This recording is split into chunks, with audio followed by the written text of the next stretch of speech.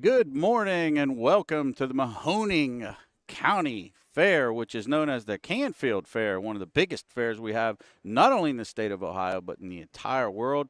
Don Tiger, Ashley Daly, Steve Taylor, all three of us bringing you this all-star card today of 12 exciting action-packed races. We do got a ton of driver changes here for you, and we've got a couple headliners. We have the Canfield Pacing Derby today and the Canfield Trotting Derby with some really nice horses in the races. So we're going to tell you all about that as we go today. Beautiful entry there. We've got 12 races to bring you. It's really our colt day. So those 2- and 3-year-old colts are going to make their way to the track. And then also those derbies. And we have a special interest, right? You're going to step away for a couple races, it sounds like, to go enjoy Charlie May for what he is.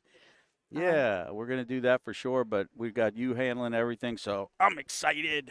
Ashley can handle this on her own, but I'm here as a sidekick for her today. But we've got some cool races, some nice fields, only a couple scratches on the card. Weather's perfect today. A little bit warmer. Mm-hmm. It was a little cool on Saturday. You can admit that. But today it's perfectly comfortable. I would say, what do you think, mid-60s, low 70s right now?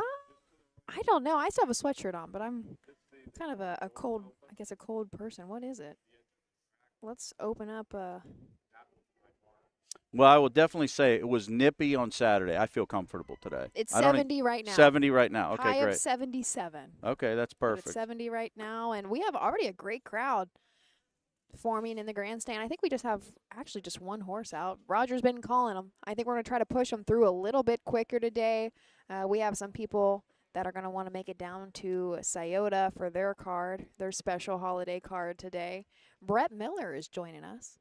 Yeah, Super Brett Miller made the trek over I today. think, He's driving 4 or 5 races today. You probably are the one that got him to get here. I Right? am the one that get him there, and I will tell the listening audience when we decided to race Charlie May over here at the fair, which is unusual for this caliber of type of horse. But I'm a grassroots guy, and I'm a fan first. Before I could ask him, he said yes. So. For all those young ladies out there that are dating someone and you're waiting for that guy to ask, and as soon as he does and pulls the ring out, just yell yes real quick. Yes, yes, yes, yes, I'll marry you. Yes, yes, I'll come to Canfield. Yes, I'll drive Charlie May in Yes. Mahoning County. Yeah, he was excited, and actually, I called him during the week just to find out about Scioto because I didn't want to interfere with what he was doing over there, and he asked me, "Is everything okay? We still good for Monday?" "Oh yeah, we're good for Monday. I'm wondering what time you need to get back for." He said, "Second race." I said, "Okay, well, we should race around noon, 12:30. We'll have plenty of time for you to get back to Scioto." "Oh yeah, yeah, yeah." But Brett's a super good guy. I've got a great relationship with him. He's quiet for those of you that don't know him, but he does have a big heart, and him and Stacy got a nice little stable going on, and he's one of the top drivers in the sport, not just in Ohio. It's glad that he came back, and then cousin Dave's coming back next year, David Miller. Yep, and I say that news broke, probably about a year ago now. About a year ago. That news broke, and I was wondering when is he going to come back, right? But I think it's after really the stake season's going to wrap up. He's going to make his move into Ohio. Yeah, he's building a house over here. I know that, and he's returning home, so it's great. And I love David. David handles his business good. He's been fortunate enough to drive Charlie May in some of his big races and big efforts as well. So, See, I definitely think having Dave back in our driving colony will change the way a lot of races do fall in the coming time. Yeah, absolutely. I'm going to let you take it for just a minute. Sounds great. I think we're. Let's give you some changes while Ashley's doing how some about it? bookkeeping stuff. I'm going to give you some changes today's card. Let's start in race number 1. Do we have the correct graphics up today too? Okay, perfect. Okay, race number 1, Dragon Mode. Brett Miller, Super Brett Miller gets on Dragon Mode in race number 1. Race 2, Pure Dragon. Make the driver Braden Rhodes. Braden Rhodes will drive the 2 Pure Dragon. 4, Unerring. Tyler Angus. Tyler Angus has the lines on the 4 Unerring. The 5 horse, Shuffles Cool Legacy. Make the driver John Ciocchia Jr. John Ciocchia Jr. on the 5 in race number 1. Second half of the daily double, 1 horse, Catch the Killer. Make the driver Super Brett Miller. Brett Miller on the 1, Catch the Killer. 2 horse, Western Encore. Make the driver Tyler Angus. Tyler Angus on the 2. 3 horse, I Am the Sea. Make the driver Braden Rhodes. In the 6, Nico, make the driver Logan Ebersol. Logan Ebersol will drive the 6, Nico. That's your driver changes in race 1 and 2. And we do have a tote board today, which excites me to give to the fans so we know what's happening for our locals on track that do listen to the broadcast and want updated odds, and our fan base wherever you're out at there. Also, you can always get our programs as well, harnessracingohio.com, harnessracingohio.com. You can get all of our programs there and watch the video live as well. We are all on the track and making our way now. The first race, this 3-year-old colt pace. Here is Roger Houston. Colt pace, the Gene Cooksey Memorial. Number 1, Dragon Mode, the driver Brett Miller. Number 2, Pure Dragon, Braden Rhodes. The 3, Gary with Lanny Merriman. Number 4, Unerring with Tyler Angus. Number 5, Shuffle's Cool Legacy, John Ciccota Jr. And number 6, Draco Storm, Justin Irvine in the sulky. Beautiful, wonderful. All right, here we go. A purse of $4,493. A field of 6 in this first division. On the rail, Brett Miller on Dragon Mode. Rick Mapes does train this Fear the Dragon out of a Modern Art mare, Modern Cinderella. 20 starts on the year, actually still looking to break his maiden. He's made about $8,700 last time out at Northfield, and on winners of 1 with a claiming tag. Finished second in 158 flat. 2-horse Pure Dragon, Betty Clegg for Kimber Clegg. Braden Rhodes will be the driver here. Apologize, too, if you do see a lot of background noise today. We got Elvis in the house today. He's playing here as well. And Leonard Skinner's playing after the races, so Canfield Fair really knows how to do it. But me and Ashley are going to do our best to kind of talk over those guys and keep you with race information here. Pure Dragon, 2 for 19 on the season, 5 third-place finishes, $10K in earnings, 27 lifetime, has a mark of 58-4 at Northfield earlier in the season. Has been drawn pretty good, but we'll appreciate the inside draw in here. Our 3-horse, Gary, bred, owned, trained, and driven by Lanny Merriman. This is a Western vintage colt out of an Island Fantasy mare. Didn't start at all at 2 years old and really just coming onto the scene. 7 lifetime starts, still looking to notch that very first victory, but has hit the board with a single third-place finish. And that came back on July 29th at Lisbon in 2:06 flat. Final quarter there, 31-2 for Gary. 4-horse, Unerring, Corey D'Airmont owns and trains. Lines get turned over to Tyler Angus. Make that change in your program. Tyler Angus drives the 4, Unerring. This is a lightly raced horse. Only 6 career starts, 3 last year, 3 this year. But a very nice effort last time out. Larry actually drove this one. Larry D'Airmont cut the mile the whole way at Jefferson. Just got picked up at the wire. This one hasn't raced in about 30 days, but looks like it's improving, slowly heading the right direction. And this horse is 3-1 today. And our 5-horse, Shuffle's Cool Legacy, John Wingard trains. John Ciccota Jr. will now get the drive. This is a Mr. Cooley gelding, bred and owned by Lily Flynn of Wooster, Ohio. 9 starts on the year. Still looking at another one that needs to break the maiden and hit the board. Last time out at Canfield, did finish 5th at distance. 6-horse, Draco Storm. This is your current 4-5 favorite as we're starting to head to the gate. Gary Martin trains for Sue Stockwell. Justin Irvine has lines 4-10 this season. Mark of 57-2 and the deserved 4-5 favorite. And there's your field of 6. We'll send them up to Roger Houston for the opening call at the Canfield County Fair.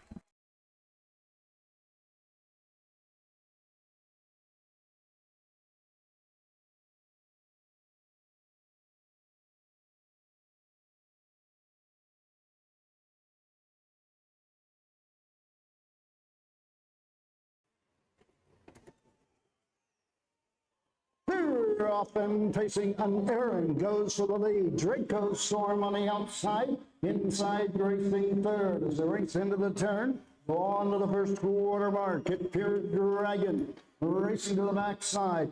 Dragon Mode gets away 4th. 5th is Gary and trailing the field down the backside. Shuffle's Cool Legacy all in straight alignment as they race over to the first quarter mark. This field led by Dragon Storm and Justin Irvine takes him over to the first quarter. Unerring and Tyler Angus right there second. Racing third, Pure Dragon Opening quarter, 29 3/5. Dragon Mode is there fourth. On the move on the outside, shuffles Cool Legacy, now fifth and closing. Into the lane first time, coming to the halfway point. Trailing the field, Gary. 5 in, 1 out at the halfway point. Draco Storm with the lead by a length and a half. Unerring is right there second. Out moving on the outside, Braden Rhodes and Pure Dragon now third. Fourth is Dragon Mode. Into the turn fifth is Gary up the inside. Treading the field, Shuffle School Legacy. Halfway home in 59 3 at second panel and 32nd lap. Down the backside they go. Draco Storm leads them by a length and a quarter. Unerring right there second. Up on the outside, Pure Dragon third. Close up fourth is Dragon Mode. 3/4, 129 4/5. Midway around the final turn, 4 in contention. Pulling the pocket, here comes Tyler Angus, unerring on the outside. Into the stretch, Draco Storm with the lead. Unerring closing on the outside. Unerring on the outside. Draco Storm second. Dragon Mode was third. The mile, 2 minutes, 1/5. Nice opening race there. 2 minutes and 1/5 for unerring Tyler Angus and Corey Dayerman. We go, I believe, unofficial 4-6-1 across the wire. The first thing you said was also something that I noticed. Brett Miller. What a Yeah, he picks it. I mean, again, I know Joey and Rick, those guys do a great job. They're local Northeastern horsemen here, and this horse has been 0 for 33, but a lot of slices, 10 third-place finishes, but nice pickup job. I mean, that horse was right there at the wire. I saw a little tardy leaving the gate. Brett was working him to get out of the gate, but nice mile. They got to be happy. Picks up a catch drive, finishes third on Dragon Mode, but talking about the top two, unerring Tyler Angus, great drive here. This horse sat the pocket. And great to see a stretch battle right off race one. We get our money's worth right here. Whoever paid admission to get into the fair today, 4-6, we're right at the wire. An exciting finish. Slight upset, 3-1 upset here. So at least $8 for the people local that had backed unerring. Draco Storm did everything, won all the battles, but lost the war. Game second, and a nice pickup on Dragon Mode for third. 4-6-1 unofficial. And unerring breaks his maiden. That is the first lifetime win, and now 7 starts. I was sitting in the speed office for quite a while this morning, and I was listening to driver changes and everything come in, and Tyler Angus was actually going to drive the 1. He was listed, picked up first. And they're warming up for some other races. We're seeing some cool horses on the track. So. Some cool horses. I guess that's a way to put it, right? It's on the bingo card, cool horses. Tyler Angus was actually slated to drive the 1, and Corey did end up putting him on the 4. He's like, I think I got a chance to win this one, and they did. He knew what he had in him here.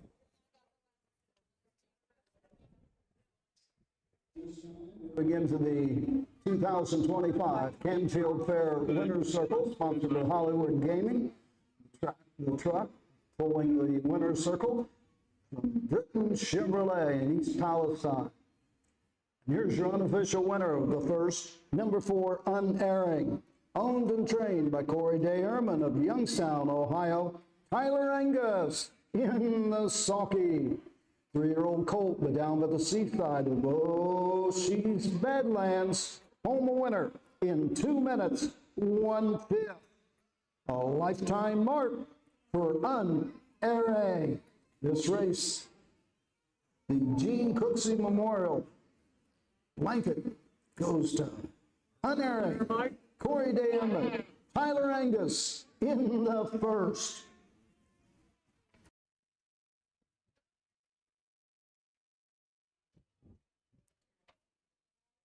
We will wait for that official rundown. But again, I believe unofficial went 4-6-1 across the wire. If you're just joining us here at Canfield, their winner circle's quite the presentation, isn't it? Yeah, it's really cool. They bring a truck there so people can go back on the backside, and they have, like, usually the name of the race. That one says 3-year-old Colt Paces, so it's pretty cool. They give you something to crow about. That's their slogan over here. It's a really cool place to be, and I'm happy to be here today with you. And this is what we call grassroots harness racing in one of the biggest fairs in the country. Number 1, Dragon Mode, 3. Number 2, Pure Dragon, 4. Number 3, Gary, 5. The 4, Unerring, the winner. The 5, Shuffle School Legacy, 6. The 6, Draco Storm, 2. Top down, 3, 4, 5, 1, 6, 2 on the bottom. The mile, the quarter, 29 and 3. The half, 59 and 3. 3/4, 129.4. The mile, 2 minutes, 1/5. There is race number 1 in the books. Race number 2, some quick driver changes here. Brett Miller on Catch the Killer. Western Encore, Tyler Angus. I Am the Sea, Braden Rhodes. The 6, Nico, Logan Ebersol. Me and Ashley will tell you more about that race after these brief messages.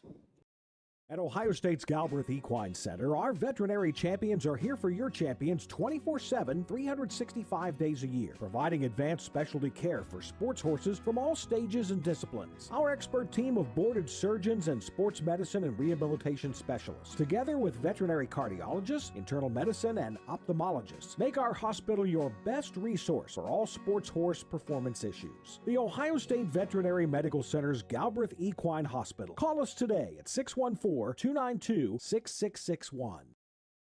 When you need supplies for your horse, one name stands out: Big D's. Since 1976, Big D's Tack and Vet Supply has been the equine experts you can trust. Whatever your horse needs is available at Big D's Tack and Vet Supply. Visit the retail outlet in Streetsboro, Ohio, or order online at bigdweb.com for fast shipping. Most orders ship that day. Or call 1-800-321-2142. Big D's Tack and Vet Supply. Dublin Valley Farms, home of Volstead Sire of 2024 Ohio Horse of the Year, Sugar Instead. Also standing at Dublin Valley Farms, Slay, a promising young son of Chapter 7 and Coach K Hanover by world record holder Walner. Looking for your next winner? Dublin Valley Farms and our clients are offering an exciting lineup of yearlings with current and fashionable pedigrees. Available at public auctions this year. Backed by a team that cares, Dublin Valley Farms, Fredericksburg, Ohio.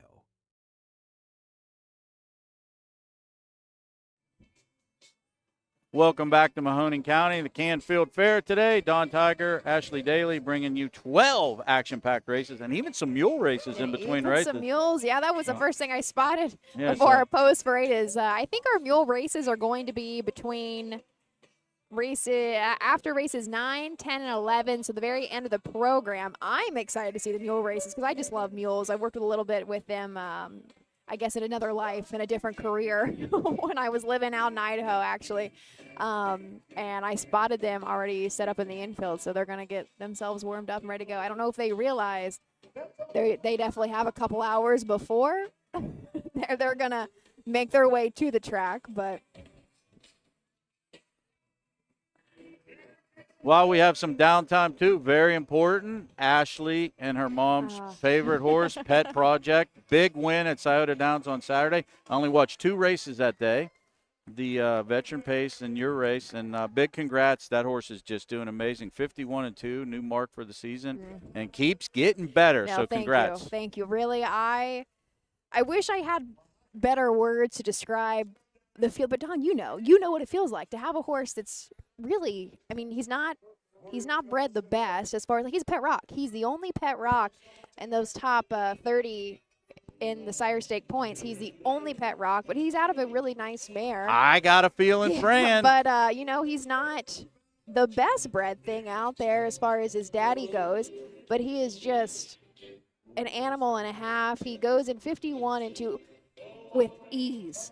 Trevor didn't even ask a thing of him, and that's what just is blowing my mind. Is he quite literally? He said, Trevor said he smooched to him. He got away third, ended up third. I think he pulled at the 3/4 pull, pulled him. He said I smooched to him. That's all I had to do, and he just hits another gear. And he is just such a special horse. I appreciate all the calls, the text, and the comments.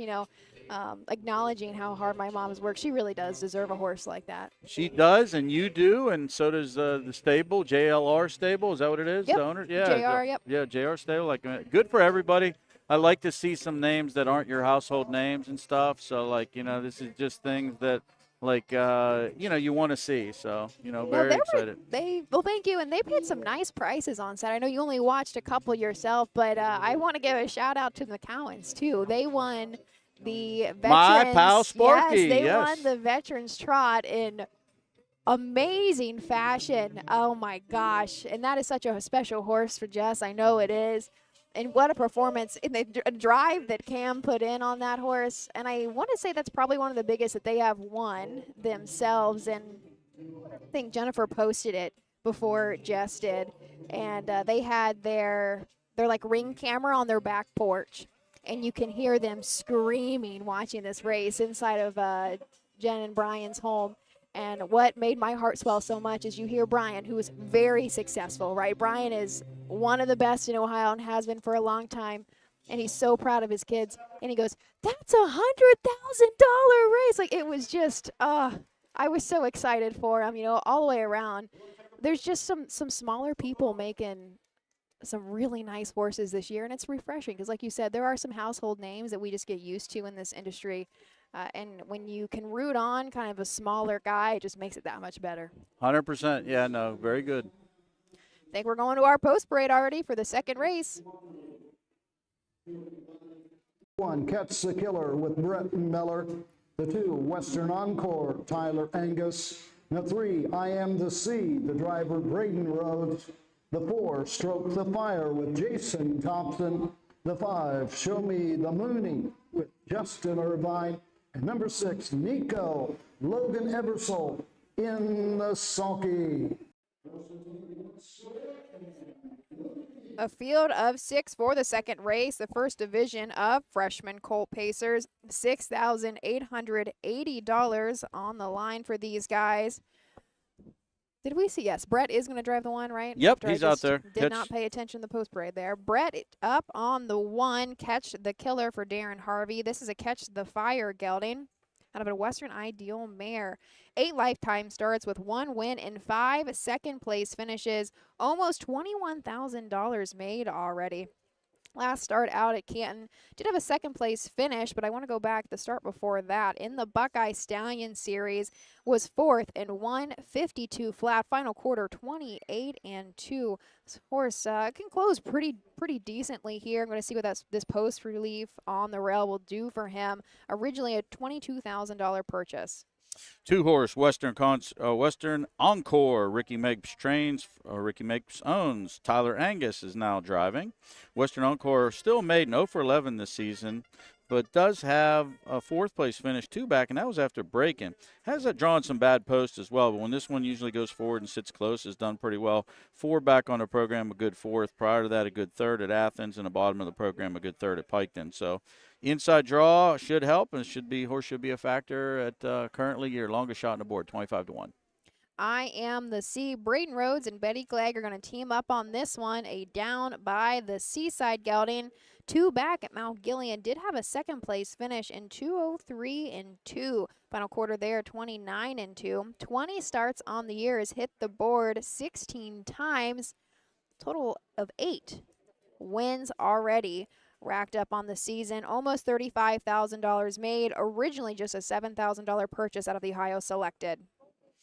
4-horse Stoke the Fire. Scotty Cox trains for Terry Mount Pleasant. Jason Thompson has the lines today. This horse is 4 or 5 in the exact, first or second, $29,000 in earnings. And you look at every single race, Buckeye Stallion Series race. Actually makes his fair debut today. Mark of 53-1. This horse is an absolute standout here, and you're getting some value at 4 to 5. Show Me the Mooney, Justin Irvine for Gary Martin. This is a Fear of the Dragon. 6 lifetime starts, still looking for his very first victory, but a few back at Northfield on the Fair Stakes. Did have a 5th place finish up there in 159-3. 6-horse Nico. Claire Umholtz trains for Robert and Lisa Corbin of Ashland, Ohio. Lines get turned over to Logan Ebersol today.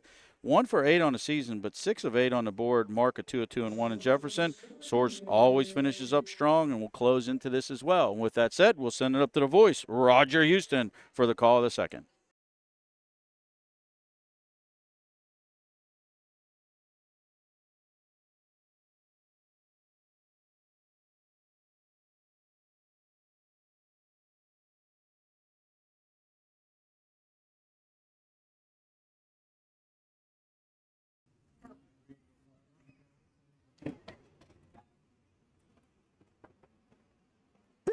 Off and pacing, Stroke the Fire goes right out for the lead. Inside, Catch the Killer gets away second. Taking a seat third, that's Western Encore. Up on the outside, 3 wide as they race around the turn, going to the first 8. And going forward after the leader is I Am the Sea. Now second and challenging for command with the 4, Stoke the Fire. Down the backside of the first quarter mark. Racing 5th, that is Nico. Trading the field, Show Me the Mooney at the first quarter. Opening panel in 29 and 1. Into the turn they go. Stoke the Fire has won the early battle. I Am the Sea takes the 2-hole trip. Catch the Killer racing 3rd. Into the lane first turn, coming to the halfway point. Racing 4th, Western Encore. Nico 5th and trading the field. Show Me the Mooney. Justin Irvine can see them all. First up, Nico. Logan Ebersol now 5th and moving forward. Opening half in 59, 29 and 4. Second panel. On to the backside and the 3-quarter station. The leader remains Stoke the Fire. Right there, second is I Am the Sea. On the outside, third is Catch the Killer. Here comes I Am the Sea. Braden Rhodes pulls the pocket and goes after the leader at the 3-quarter mark. Stoke the Fire on the inside. I Am the Sea on the outside. 3 wide into the turn. Catch the Killer. At the 3 quarters, 129 and 3. Midway around the final turn. Nico up the inside 4th. Less than an 8 to go in Ohio. On top, Stoke the Fire. Racing second, I Am the Sea. The outside, Catch the Killer. But it's all Jason Thompson. Stoke the Fire. Catch the Killer second. I Am the Sea is third.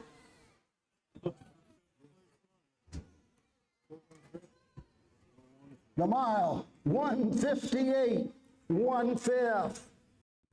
There we go. Already a sub 2-minute mile, and it was our freshman colts that did it to us. They actually went, a whole 2 seconds faster than our 3-year-old just did. Yeah, powerful effort. This horse Stoked the Fire. Looks like a nice-looking 2-year-old in his own right, too. This horse now 3 of 6 on the season. Been mainly racing in Buckeyes, but took a little stab in the fair circuit here. Scotty Cox is up around this area as well. This horse went right down the highway with Jason, took no prisoners, and was very good. Catch the Killer got away 3rd and salvaged, pulled first up right after the half, and that one stayed going on the outside and just did nip the 3. I Am the Sea at the wire. 4-1-3, great race, 58 and 1. 2-year-olds and speed missions are just beginning.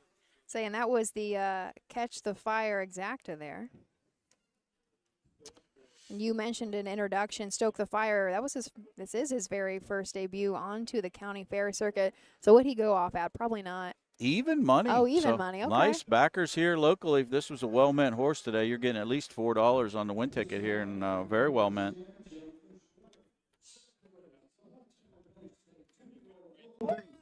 Blanket presented by Heritage Cooperative. Number 4, Stoke the Fire. Terry Mount Pleasant of Jamestown, Ohio, the lessee. Scotty Cox, the winning trainer. Jason Thompson in the sulky. 2-year-old gelding to Catch the Fire out of Niana, Hanover. Home a winner in 158, 1/5. Final half, 59 and 1. Final quarter, 28 and 3. The Heritage Cooperative blanket goes to Scotty Cox, Jason Thompson, Stoke the Fire.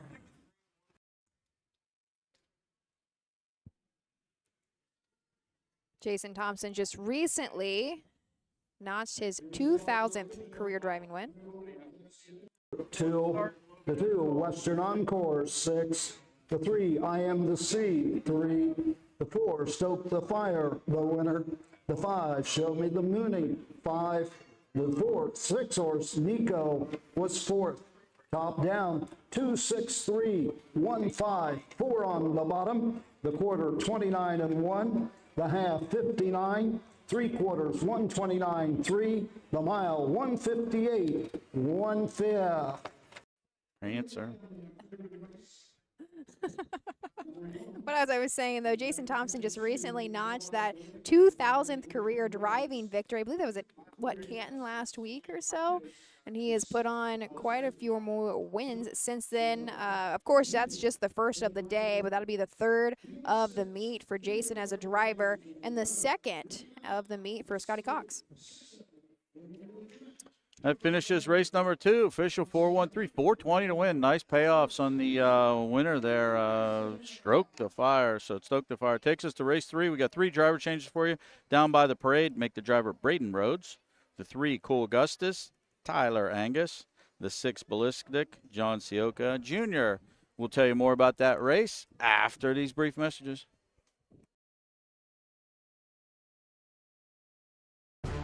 History, tradition. For over 100 years, 2- and 3-year-old trotters and pacers have started their careers on the tracks of the Home Talent Colt Stakes. See the future stars of Ohio harness racing at one of the Home Talent's 15 tracks. The stars of tomorrow are racing at a track near you today. The Home Talent Colt Stakes. You can't win them if you aren't in them. In Ohio, Hickory Lane Farm has the stallions you are looking for, like What the Hill, Uncle Peter, and In Range, as well as branded by Lindy, Jug winner Luz Pearlman, Racing Hill, and Guardian Angel Oz. Hickory Lane will offer a host of Ohio sired yearlings this fall, including 6 by In Range, 5 by Uncle Peter, 4 by Guardian Angel Oz, and 1 by What the Hill. Find out more at hickorylanefarm.com.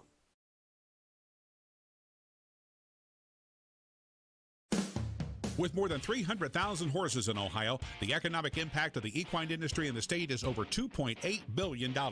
Much of that value comes from standardbred horse owners, breeders, trainers, and drivers who participate in the sport of harness racing. The mission of the Ohio Harness Horsemen's Association is to preserve, protect, promote, and serve the entire standardbred industry in Ohio and beyond.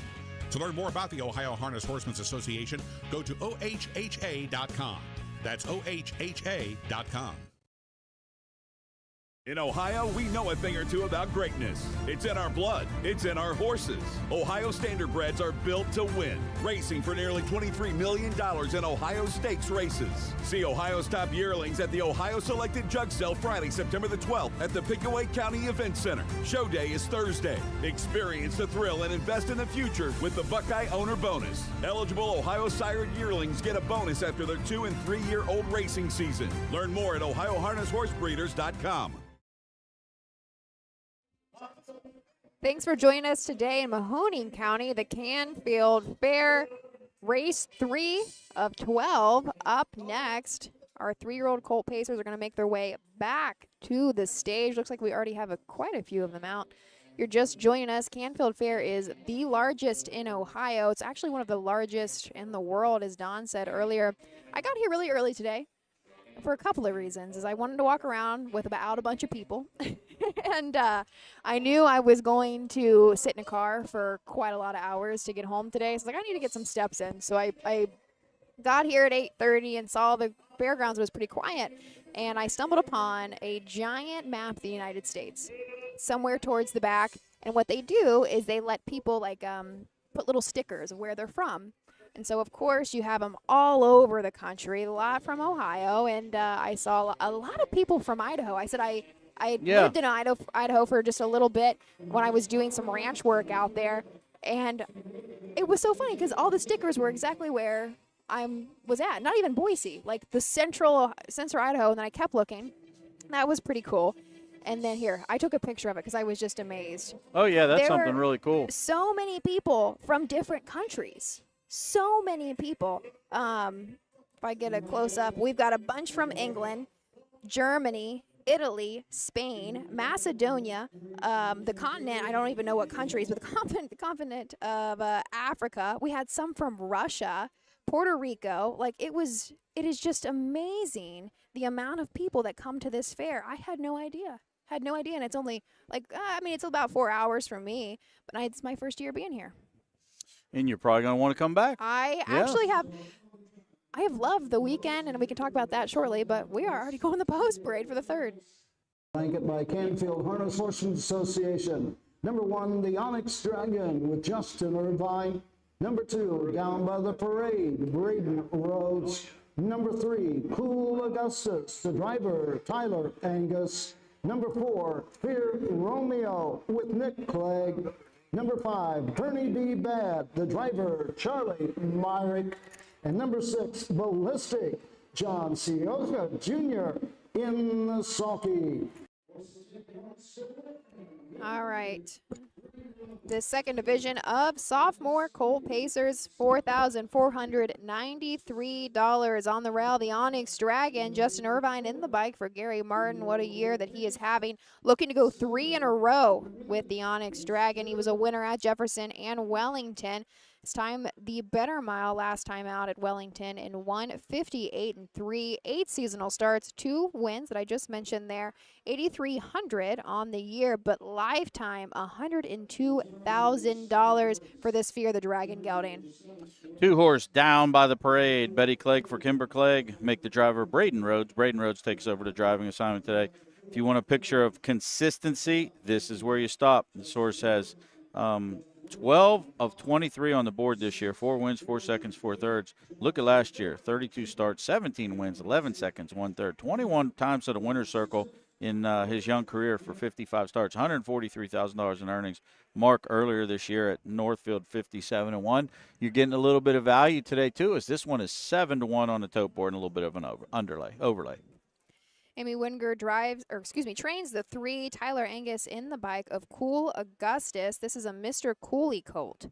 9 starts on the season. Another one that's looking to break his maiden for the first time. Amy again trains, co-owns, and bred this colt. $4,400 made lifetime. About 3 starts back at Jefferson. Was 5th, so made a check in 2:06 and 4. 4 horse Fear Romeo, Betty Clegg, Kimber Clegg. Nick's going to get on this one. This one looked really good too, scoring down on the track. $12,000 in earnings this year, 19 starts, 3 wins, 2 seconds, 3 thirds. That's 8 and 19 on the board. Comes off a nice win last time out at Canton. Prior to that was 4th at Mount Gilead. Always been bet very well, and this horse can go forward, can race from behind. Either way, he's currently some value as well at 5-1. I was sitting in the speed office earlier, right? Nick come in, and they're serving donuts, and it came in to pay his dues and whatnot. And Roger said, "You can't be eating all those donuts. You're gonna get fat when you drive." And this is only I think 1 of 2 that Nick is actually gonna stay on today. The 5 horse, Charlie Myrick, trains and drives Bernie B. Bad. This is a black Yankee Cruiser gelding. 11 starts on the year with a single win and an additional 6 board hits. Last time out at Canton, did have a 3rd place finish in 2 minutes and 2/5. Final quarter there, 29-3, $11,000 made for this homebred. 6 horse Ballistic, Corey Diermont trains, Cap Equine Estates. John Sioka Jr. has the lines today. Make that driver change. Source is only 0 for 2 in the career, but young and learning. Showed breaks, 2 back, 3 back, 4 back. Last time out, stayed flat. Individually paced 202 and 1. So on the right track, and that's your field of 6. You want to say hi? Hi. How about that? We even got a young fan here today telling us. This is my son Julian, giving me a big hug, and he stopped by to see me and Ashley. So. Now you spent some time at what is it called? Geneva on the Lake. Geneva on the Lake with your family, right? I went with my family, my sister-in-law, my wife, April, and Doc Terry, my good buddy. We all were up there. Yeah, Doc Terry's here. Everybody's here in the grandstands today. But, yeah, we had a great weekend. It was nice weather up there. Beautiful weather here, and it just keeps getting a little bit warmer, so we like that. Are you here to watch Charlie? Yeah. Yeah. Who's your favorite horse? Charlie May. All right, good. How are you going to cheer him on? Go There Charlie. you go. Gotta love it. They're still scoring down for race number 3. I know we're kind of rolling through them there. You can see that we were pushing. Got to the track a little bit later than I know Roger would have liked to for our first, and I was surprised that we came out for post. Justin's got a nice handful on this Onyx Dragon, scoring down really good, throwing his horse up in the air, head up in the air. He's currently your 4 to 5 favorite. Good betting. All 3 of our first 3 races here were bet very well. I asked, and I stopped down, and I walked through this morning, stopped down by the Foreman's, and I think they handled about 6,600. 6,600? Yep, okay. on Saturday. That's amazing, too, because we didn't have a tote board. With today's tote board, I think it's going to be a little bit better, because then some people say, hey, this horse is 7 to 1. I'm going to go bet 5 to win on him. We did have a decent crowd, especially on the apron on Saturday, but even the crowd in the grandstand has grown exponentially from what we had here a couple days ago. We've got a good 400 people here so far today. The tarmac is very filled. We've got a good group here today, and it looks like it's only going to grow. So the only bad thing is we do have a stage right smack in the middle of the way today. Last night they had, Brad Paisley, and tonight they have Leonard Skinnerd. I told the Bad Paisley story on the air, too. That's the young lady that could have went out with him, and she chose me. Chose you. How about that? Got to make you feel good, right? With that said, we'll send it up to the voice, Roger Houston, for the call of race number 3.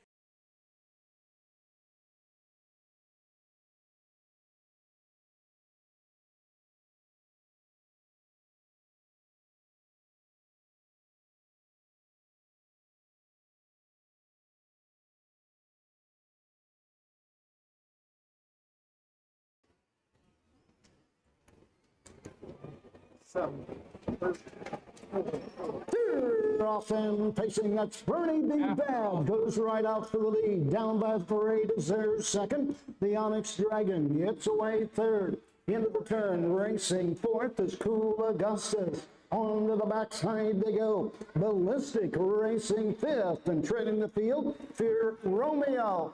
Down the backside, going to the first quarter mark. They're all in straight alignment, led by Charlie Myrick and Bernie B. Bad.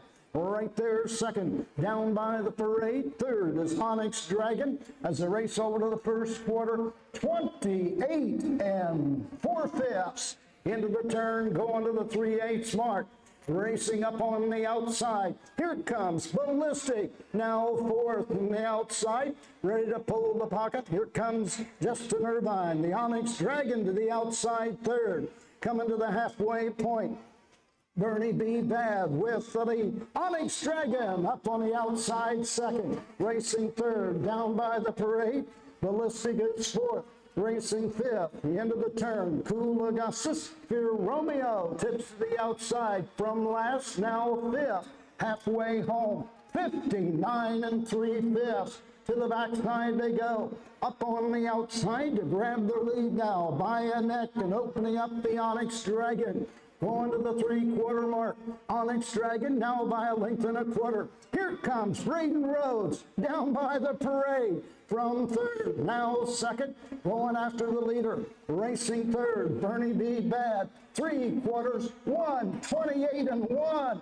28 and 3. Third panel. Little more than an eighth to go. Into the stretch. The Onyx Dragon with the lead. Closing on the outside, down by the parade. Coming home, it's all the Onyx Dragon, Justin Irvine. Down by the parade, Fear Romeo. 157 3/5. There we're seeing some speed today. 157 and 3/5, significantly faster than that first division of these 3-year-old colts. The Onyx Dragon, 3 in a row, 3 on the year, now 10 wins lifetime. Justin Irvine notches another win. I think no, that is Justin's first win of the meet. I thought he won one on Saturday. Yeah, he was off all his mounts, if you remember now. He didn't – I don't know what happened. I think he had some sciatica mounts or whatever. Right. But, yeah, it's his first win of the meet. He's usually very active here at the box. They do have an inquiry in the race. I do not know what it is. Could be a general inquiry or something, but I did hear track announcer Roger Houston say there is an inquiry. 1, 2, and who finished third? I think the 4-horse. 1, 2, 4 unofficial? Okay. 1, 2, 4 unofficial. So if you've got a ticket in this race, popular winner again, 4 to 5. The Onyx Dragon. We've had a $8 horse and a $4 horse. We're going to get a $360, $380 horse in here. So they've paid very well today too so far. Bernie Be Bad, I mean, shot out like a cannon, didn't they? Went to the opening quarter in 28-4. Charlie wanted to make sure his horse was in the race. I think he got a little tired. Might have gotten across fourth. Don't know if he was nipped. Yep, there's Roger confirming. 1, 2, 4 unofficial for us for that trifecta.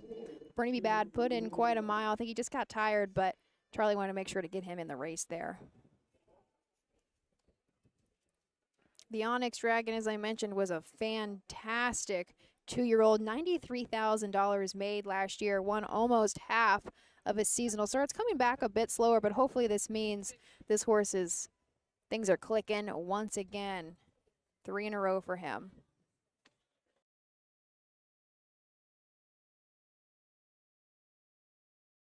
In front of the stands, your unofficial winner. Hometown Colt Stake, 2-year-old and 3-year-old Colt Pace.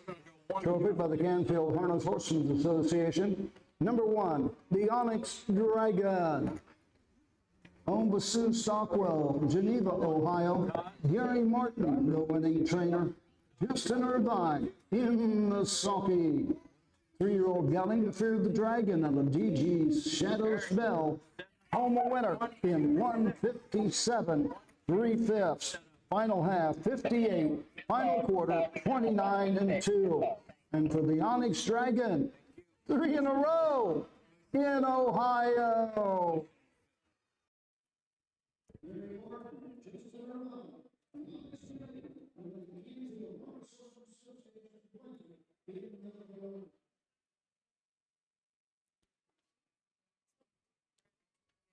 Should have that official rundown. Shirley, doesn't look like our tote board is quite there yet. Well, I think they had a general inquiry. I don't Oh, know if you're the right. You did judges are mention still that. looking at that or not.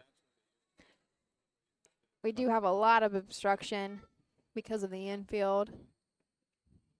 Yeah, I don't know what happens So, up yeah. the backside. Do we just guess, or do we have Mike Wokenberg telling us what he sees? Right, that's a good, yeah. I see Doug's still up there talking, so presiding judge looking at something here. No, we had a lot of guys race here on Saturday and then go right back down. Oh, let's go to the rundown. 1, the Onyx Dragon, the winner. The 2, Down by the Parade. 2, the 3, Cool Augustus. 6, the 4, Fear Romeo. Finished 3rd, was placed 5th. Fair to lose ground while on a break at the start and before the quarter. The 5, Bernie Be Bad, 5 placed 4th. 6, Ballistic, 4 placed 3. Top down, 1, 2, 6, placed 5, placed 4, placed 3 on the bottom. The quarter 28-4, the half 59-3, 3/4 128-1. The mile 157 3/5. So we did have some changes there. I did notice that Fear Romeo was on a very short break in front of the gate as soon as we left, but didn't realize that he did not lose any ground out of that one. So now official will actually go 1, 2, 3 as they left the gate. Wait, no, that's not right. 1, Is 2, that right? 6. 1, 2, 6. I 6. can't see Yeah. anything. My eyes are bad. That's okay. No, I was saying, though, Saturday, of course, we raced here at 11 a.m., and then quite a few people drove down to Scioto to do their jobs once again. I almost did it. It's like 3 hours from here.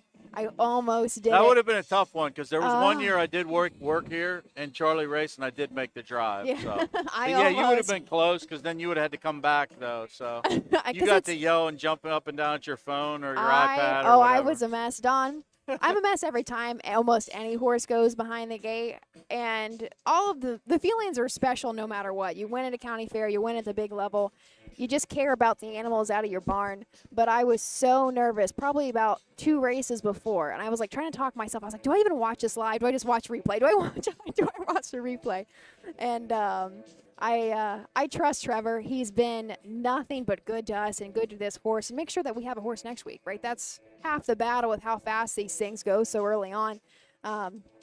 But I was driving on him as soon as he pulled the pocket, and that horse, it took him just a second to switch into gear. And then I'm a very emotional person, especially because I'm just proud of my mom. I care. Sure. I am my mom's biggest fan. I think she knows that. He put his nose in front of the field, and I just knew it was over. It's over. And then Yep. when that 51 mile popped up, oh my goodness, it was just something else. But why I brought that back up again, I saw a couple. I think Charlie's dad was one of them. Congratulating us. I will make sure to pass that on to my mom. Thank you guys so much. And Dave still had a question if my dad's brothers, Jeff and Jack, are in the business, and they retired probably a couple years after my dad passed away. So they are not really doing this game anymore. This is a young man's game, too. It is a young man's game. Yes, it is. Especially driving. They're tough out there, aren't they? I agree with that. Well, race number 4, Lather Rock. Tyler Angus will drive the 3 Lather Rock. This 5, Luck Be My Legend, Super Brett Miller picks up the mount. And the 7, I Dance in Flight, Logan Ebersol. We'll tell you more about the race number 4 after these brief messages.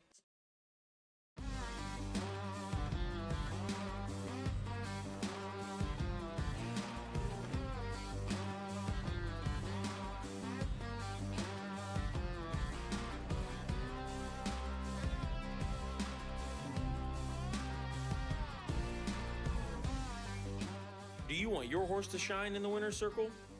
Feed DAC Oil. It makes a world of difference.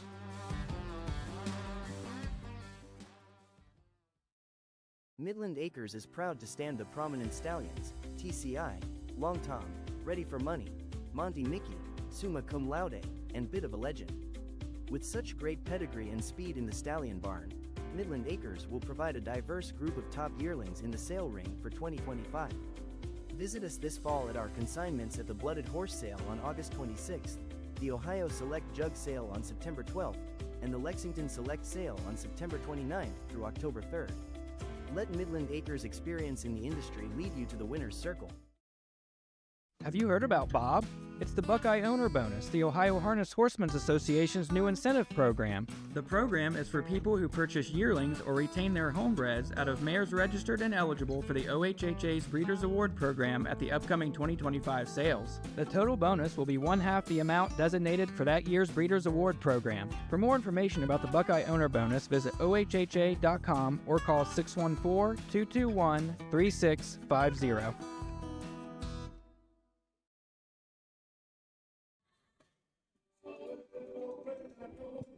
Welcome back to the Mahoning County and Canfield Fair. Beautiful day today. Ashley Daly and Don Tiger bringing you 12 exciting races. We got 3 in the books. We still have a good 9 to go, so including the Canfield Pacing, Trotting, and Pacing Derby. Both of those, they come up as race 5 and 6 with some really nice entrants in there. But before we get to that, we're 2-year-old Colt Pacers again. Second of 2 divisions. First division was a snappy 58-1, won by Stoke the Fire. Takes us to race number 4. A field of 7 signed on here. The 7, a Dance in Flight, does start from the second tier. Looks like we are mostly on the track. We'll wait just a moment before we head to the post parade. Race 5, though, after this one is the Pacing Derby. We're going to see Charlie May. And did you see the sign that they put up for Charlie outside of the speed barn today? Yeah, that was really cool. Was so Actually, nice. someone sent a text this morning with it. They took a picture of it and I guess maybe posted on Facebook or something. Roger. he Yeah, sent Roger it. did. Yeah, so someone sent it to me this morning. But Woody, got to give Wooly Woolham heads up for that. He's been very good, extending a nice olive branch for us here, put us in a nice barn close to the speed office. And, yeah, that was neat to see. Really cool. So I actually called Brett Miller to make sure he was coming because he was in that photo. That would have been bad for him not to make it. But Brett got over here early and actually picked up a couple mounts. He's already got a second and third. Yeah. He picked up another drive here on Luck Be My Legend. Daniel Miller got Brett to sign on here as well on the 5-horse. So Do you know Charlie was on the news, too? I did hear that. Yeah. They take a lot of pride in their racing here. It's so do. refreshing. I was very impressed my first day here. And then I just hung out this morning as horsemen were coming in, and Woody cares a lot. Woody's great to work with. He, of course, is a coordinator, not just for Canfield here, But for the home talent colt circuit and all, I think there's 9 or 10 I think fairs that are Yep. part of that circuit. He does a great job. And he shows up too. He's at all of them. Yep. Absolutely. And when I saw that sign posted on Facebook this morning, I had to go see it myself. And he's going to give you one. I think maybe you know that. You're going to get one. I think they printed like 4 of them off. And they're going to put one in the museum, the speed office, you name it. So That's awesome.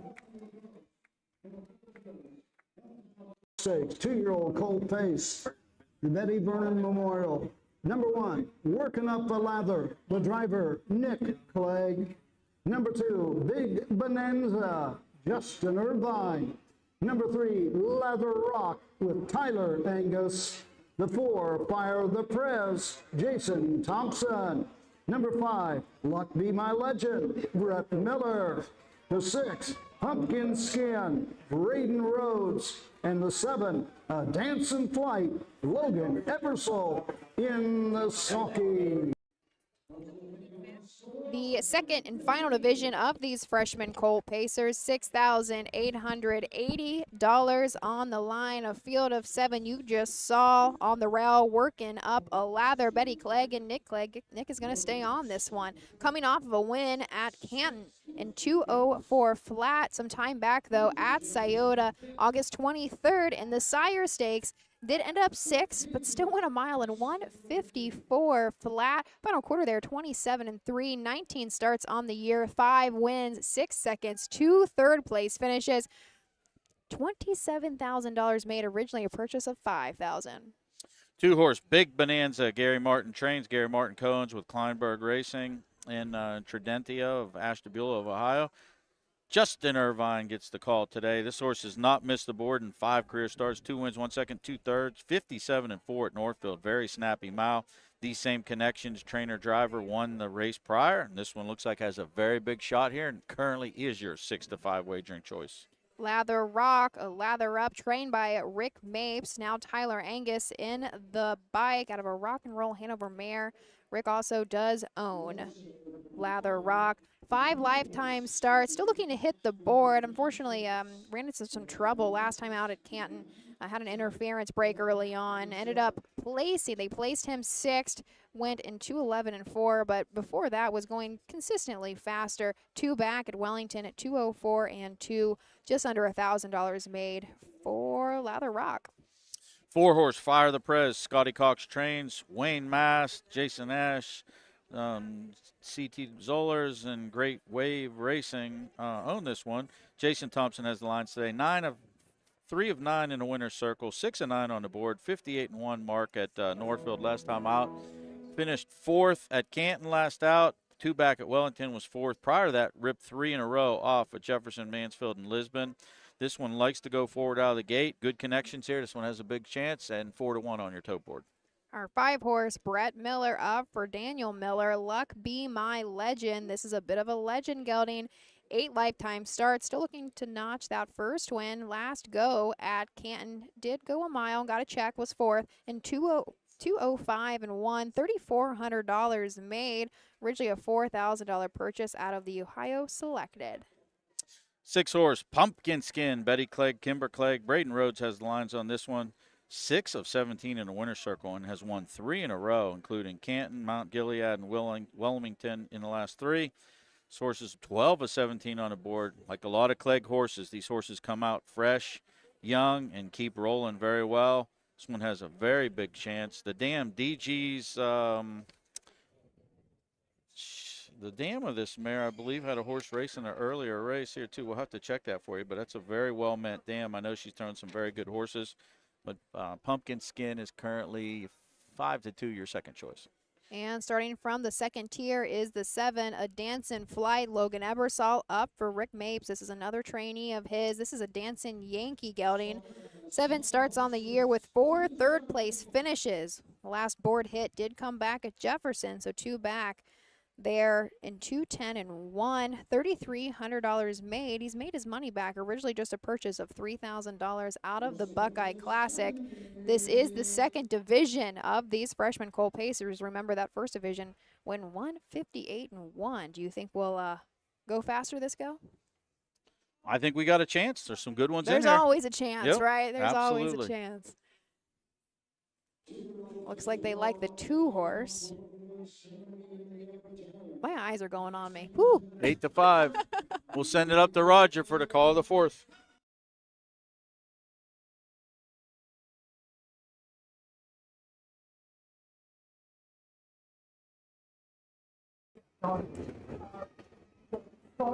Fear off and pacing for the lead. That's Fire the Prez. On the inside, Big Bonanza. Working up the lather. Deep in the inside, 3 wide into the turn. Pumpkin Skin as they race around the turn. Working up the lather with the lead. Pumpkin Skin up on the outside. Now going on to the top. Getting away third is Fire the Prez. Gapped out fourth is Lather Rock. Down the backside, going to the first quarter mark. Racing fifth, Luck Be My Legend. Racing sixth, The Dancing Flight. And trailing the field, Big Bonanza. Opening quarter in 29 seconds. All in straight alignment as the race over the 3/8 mark. On top of the field, it's Pumpkin Skin and Braden Rhodes showing the way by a length and a half. Working up the lather, right there second. Pacing third is Fire the Prez. Fourth, Lather Rock. Coming to the outside. First up, Brett Miller, Luck Be My Legend. Now fourth, Jason Thompson comes to the outside with Fire the Prez. Nick Clegg comes to the outside as they race into the turn, working up the lather. Around the turn they go. On top, Pumpkin Skin with the lead. Working up the lather is there second. 3 wide, Fire the Prez. Halfway home, 1 minute 3/5. Down the backside, going to the 3/4 mark. Up on the outside, it's Fire the Prez now to take the lead. Pumpkin Skin is there second. Working up the lather third. On the outside, Luck Be My Legend fourth. 3/4, 1:30 3/5. Midway around the final turn. Fire the Prez by a length and 3/4. Pumpkin Skin comes back to the outside second. Closing third, Luck Be My Legend. Through the stretch, Fire the Prez, Pumpkin Skin, Fire the Prez, and Jason Thompson. Pumpkin Skin second, Luck Be My Legend was third. The mile, 2:01, 1/5. I really don't know what all happened in that race. I mean, We might get an inquiry. There was a lot of plots and subplots in that race. That was a lot going on. I know our 9-5 favorite made a break right out of the gate and Changed the whole complexion of the race when Big Bonanza went up in the air. It sixth sees the racetrack. We're sitting there and we got kind of a cheap half. Got some people confused going to the half. Nick pulled out, made a break with the one, working up a lather. that's what I thought he was making. I was like, maybe my eyes are deceiving me, but I really thought there were some bad steps. I'm going to say there's going to be an inquiry because I don't think he lost any ground. The horse went right back to pacing. Yeah. Yeah, they do go unofficial 4, 6, 5, 7 across the wire, but there's a lot of funky stuff going on there. Brett Miller and the 5-horse were going to try to come, then he got pushed 3 wide going in to the turn here for the second time. It was almost like a cowboy race. I don't even know. I don't know what Very was. much. Like I said, Doug and Todd and Gary, they're going to have to figure that out upstairs if there's anything that needs to be done or whether it was just some racing luck and everybody's okay with the way we finished. 4, 6, 5 unofficial. So I wasn't paying close enough attention to the 2 out of the gate to know if I didn't see anything. But again, I'm not going to pretend like I was watching him and only him because that horse doesn't make breaks. No, it does not make breaks, and sometimes horses will see a shadow or jump something. You never know. Right. Different things happen. We do have overcast here today, but we've got some different things. We got a big stage in front of the grandstand, so you never know what could or could not have happened. That's the one of the fallacies with fair racing is we have a lot of lawn ornaments. I was actually surprised I haven't seen many warm-ups shy away at that stage. Winner of the hometown and Colt Stake, 2-year-old Colt Pace, the Betty Vernon Memorial. Number 4, Fire the Perez. Home to the Green Wave Racing of Newark, Ohio. William Ash Jr., You didn't run into Jason Ash, W.T. Sollers. Scott Cox, the winning trainer. Jason Thompson in the sulky. 2-year-old got him, but Catch the Fire can do it forever. Home a winner in 2:01 1/5. The Betty Vernon Memorial blanket goes to Scott Cox. Jason Thompson, Fire the Prez. Already a nice day for Scotty Cox and Jason Thompson. That is already a double, and we're only 4 races into today. Fire the Prez, a Catch the Fire. I think the Luthers have Fire the Dims, don't they? Yeah, That's a 2-year-old. So How we about got that for different both names, yeah. both sides of the coin there. That's been a nice Fire the Dim's been a decent little horse for them too. I think he's just 2 this year. Sometime this late in the season, I can't ever remember. Things roll over. I get it. It's no big deal. But, yeah, Scotty's done a great job with this Fire the Prez. That was a good finish, too. Both of those horses went at it late. This horse is going to be a 9-2 winner, too. A nice price. This horse has been 2-1, 4-1, 6-5, 2-1, 4-5. Very well backed, and now 4 of 10 on the season. On the 4th race, a judge's inquiry on the 4th race. Possible interference in the first turn and also after the half. Possible interference in the first turn and after the half. A judge's inquiry. Hold on to all mutual tickets.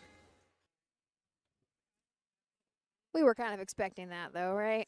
Yeah, anytime you have horses breaking and guys grabbing up and different things like that, you got to take a look at it. And Doug's a very thorough judge. For those that don't know, Doug, our presiding judge here today, Doug Thomas, also covers Scioto Downs, so he likes to be thorough in his analysis, so I'm sure we're going to look at all angles.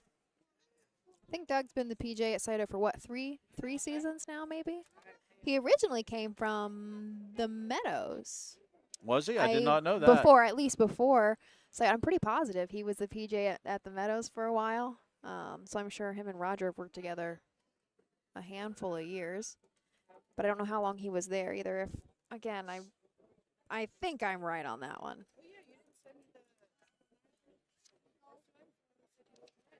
It's a nice crowd on the backside, too, having around that first turn. People sitting up against the fence. Have you not involved the first 4 finishers.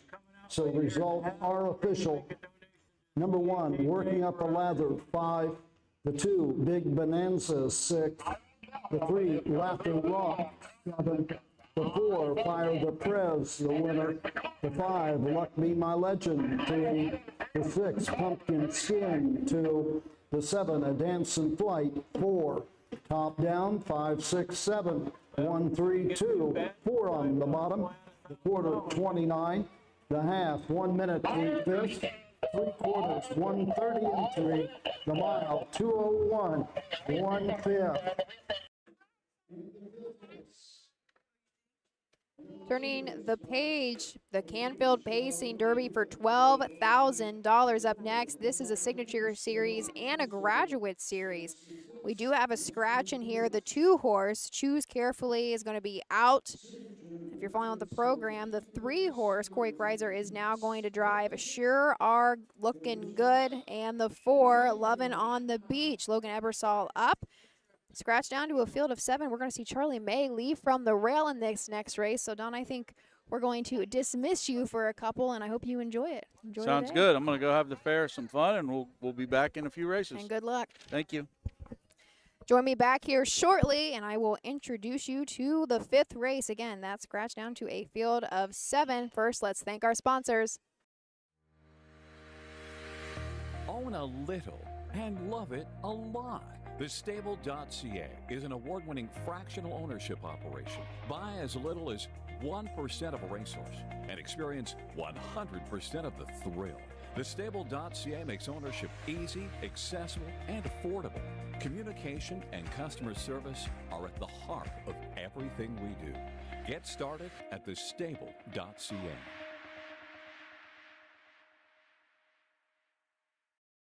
The Ohio equine industry needs your help. I'm Scott Mogan, president of the Ohio Harness Horsemen's Association. With over 300,000 horses in Ohio, the economic impact of the equine industry in the state is over $2.8 billion. That means jobs that pump millions of dollars into the local economy and support thousands of families. For Ohio's equine industry to remain strong, we need to send a clear message to our legislators about the important role that the agricultural small businesses play in Ohio's economy. To do that, we need your help. PACER, the Political Action Committee for Equine Racing, helps support and inform on issues that could positively affect Ohio harness racing. Please consider a donation to PACER. To donate, visit our website at ohha.com or call 614-221-3650. Your donation will help keep harness racing strong in Ohio. Thank you for your support.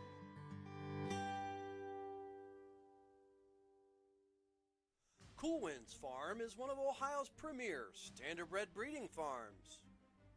Cool Winds stands the popular Dancin' Yankee, jug winner Southwind Aussie, and the royally bred Western Fame. Cool Winds Farm is proud to present our yearling consignments at the Ohio Selected Jug Sale at Pickaway on Friday, September 12th, and at the Standardbred Horse Sale in Harrisburg during the cool winds of November.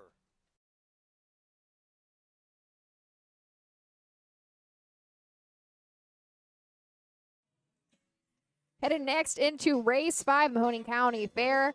Up, we have the Canfield Pacing Derby, the Signature and the Graduate Series. This is probably the biggest race of the day. We're going to have Charlie May, a double millionaire, leave from the rail. And this is just a nice field of horses.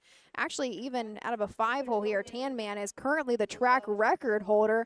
I have a feeling that that may be in jeopardy. We're going to see these horses hopefully go very fast here today. The track has been fast. The weather is beautiful, and the crowd is big and loud. What more can you ask for? I also have a special guest up here with me. Hey. You want to introduce yourself to everybody? Hi, I'm Ron Stacy. Saying, why are you up here, Ron? Well, just to talk a little bit about the Mahoning County Fair and Yes. here in Canfield. And So how long have you been involved with the Canfield Fair? at this level, 10 years, but been coming to the fair since I was a little boy. My dad raced, and my brothers. And Okay, stuff. that was going to be my question, is if this is home for you, if you've been here for quite some time. Yeah, live here in Mahoning County and southern Mahoning County. So we'll get started. What is your history with horse racing? Your family was involved? yeah, Dad raced back in the 50s, and with those guys like Dominic Staffrey, Howard Snyder, Montgomery's. I'm just trying to think. Boy, there are a lot of. At one time, you think back, there was like about 135 to 150 horses here stabled, trained on the fairgrounds. Really? Yeah. I say one thing I first noticed, Saturday was my first time up here, and how much pride that is taken on the backside. And for racing in general here, you guys do such a great job. I have not seen speed barns prettier. Really, I haven't. They're in such nice shape. You can tell that people care, and that it's a nice place to be. And how many speed barns are there? I feel like I've seen horses come from everywhere. Well, there's actually one time there was 4, like I say, but now we just 2 speed barns are used. George Berlin, Mr. George Berlin, he talked to us. He's always around here at the fair, and he said that in 1980, on a Thursday night, because they raced Thursday night, Friday night, Saturday afternoon, Monday afternoon, and they were able to, one night of harness racing here at the fair in 1980, they bet $144,000. And, like you said, there was no lottery like it is today, and no off-track betting or anything, and that was really something on Thursday night. I mean, this place was packed, and 135 to 150 horses trained here. Do you have any full-time year-round trainers here now? Yes, there are. There still are. I don't know. I'm going to say around 20 head stay on the grounds, but yeah. Do you know who actually trains here? Who are they under? Yeah, my brother, Ricky, Yeah. trains, and Jimmy Chris Stable trains. Donnie Sheddick, Doc Weir. Don't want to forget. Danny Ross. Yep. So I didn't want to forget anybody. Nice. I think I got them all. That kind of helps explain why the track is so nice and fast here. There's horses year-round, and that matters. That helps. Yes, it does. Yes, it does. Looks like we are going to head into the post parade already. Yep, here is Roger. Scratch down to a field. Oh, actually, we'll get another scratch here. Looks likely a field of 6 now. Here's Roger. Blanket presented by Big D's Tack and Vet Supply. And these are the horses for the 5th, the Canfield Pacing Derby, for a purse of $12,000. Number 1, Charlie May. The driver, Brett Miller. Number 2 is scratched. The 3, Sure Are Looking Good, Corey Reiser. The 4, Lovin' on the Beach with Logan Ebersole. Number 5, Tan Man. The driver, Justin Irvine. Number 6 is scratched. The 7, Vel Mr. Steve, Braden Rhodes. And number 8, the Pandalorian, Tyler Angus in the sulky. Let's take a quick look here. Doesn't need a whole lot of introduction on the rail. Charlie May, Brett Miller came all the way to drive this guy. 7-year-old gelding by McCardle, of course, out of Stipple, Hanover, a Western Hanover mare owned by our own Don Tiger of Pennsylvania. $88,000 on the year, but lifetime. $2.3 million, 32 career victories and 101 starts. Took a lifetime mark few years ago at 4 years old in the Meadowlands and won 47-1. Coming off of a start in the Send It In Invitational at Scioto Downs last Saturday. Had a 4th place finish there, but still won a mile and 49-4 final quarter. This horse is a closer if you're looking at his lines. He comes home in 26 and a piece almost every single start. He is just an animal. Our 2 horse is a scratch. Our 3, Corey Kreiser in the bike for Robert, I believe it's Krinsky Jr. Sure Are Looking Good. This is a 9-year-old mare by Well Said. A handful back at Northfield. She did have a 2nd place finish just by a neck in the Fillies and Mares 2,500 last 4 and 155-2 final quarter 29-4. Just a single win on the season, but she's also had 24 lifetime wins with $234,000 made, a lifetime mark set at 5 years old at the Meadows and 152 flat. Logan Ebersole on the 4, Lovin' on the Beach. Another one that's still looking for the first victory of the season in 25 starts. However, $61,000 made. 3 back at Northfield, non-winners of 1,500 last 4. Had a 2nd place finish and 155-2 lifetime mark last year. And 154-4 up there at Northfield. This is a 5-year-old gelding by Bring On the Beach. Tan Man, this is currently our track record holder here. Set a couple years ago. And 153-3. 5 years old now, is down by the seaside. 2 starts back at Jefferson in the Open. Had a 2nd place finish in 159-1. Even further back from that at Northfield, did put up a mile in 153-1. That's basically his lifetime mark. And that was set. It is. No, it is not his lifetime mark. Excuse me. I misspoke on that one. His lifetime mark was set at Northfield a couple years ago in 151-3. He was out all last season. Looked like he had some hock issues. Wasn't really detrimental, but Corey wanted to make sure that he recovered well from that one. The 6 is a scratch, in the 7, Vale Mr. Steve. Braden Rhodes up for Larry Clayball. This is a 5-year-old gelding looking to go 4 in a row. Last time out was a free-for-all. Mount Gilead was a winner there despite a 2nd-tier start. And 158-3 lifetime mark, 153-2 up at Northfield. Already 8 seasonal wins for this gelding. Rounding out the field, the Mandalorian, Tyler Angus up for Marion Chubb. This is a 5-year-old gelding by McCardle, coming off of a 3rd place finish at Northfield in 154-2. We go further back, though, in this racing at Scioto earlier in the summer. He was going consistently in 51 apiece. $276,000 made lifetime for the Mandalorian. Here we go. Remember, our all-age base record here we are aiming for is 153-3. We'll see if we can get it done. Good luck to everybody involved. Roger Houston, the call of the 5th, $12,000 on the line.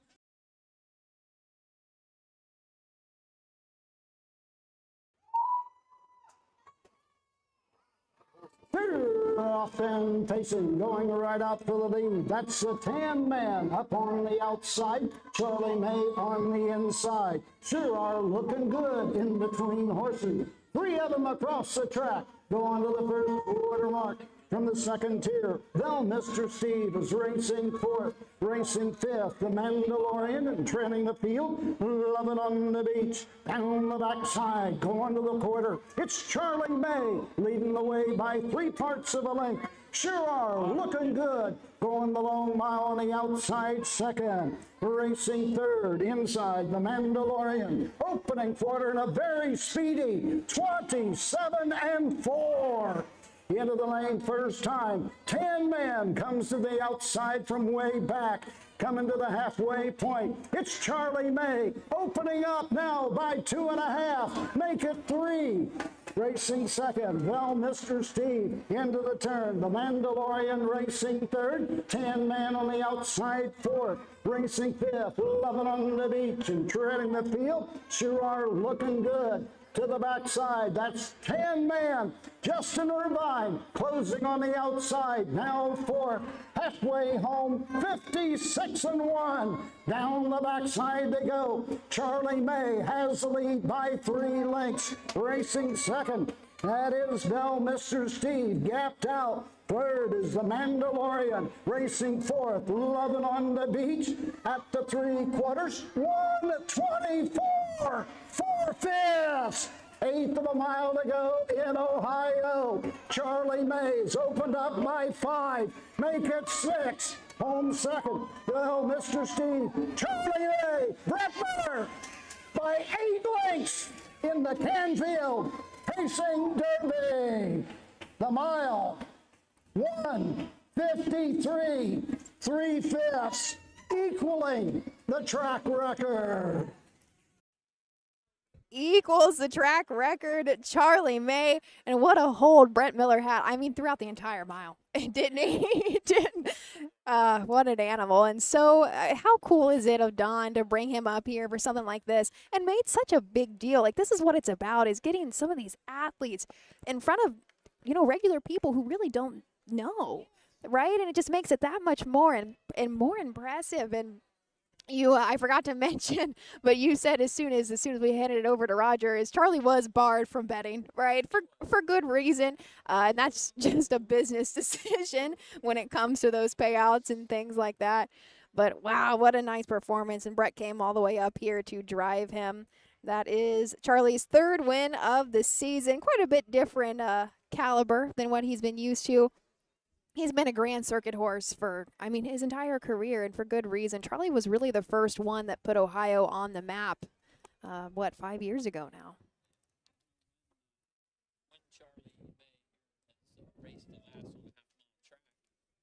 Yeah, that's it. It should have been, right? Because I'm trying to think, like the Grand Circuit at Northfield, he doesn't ever go up there, right?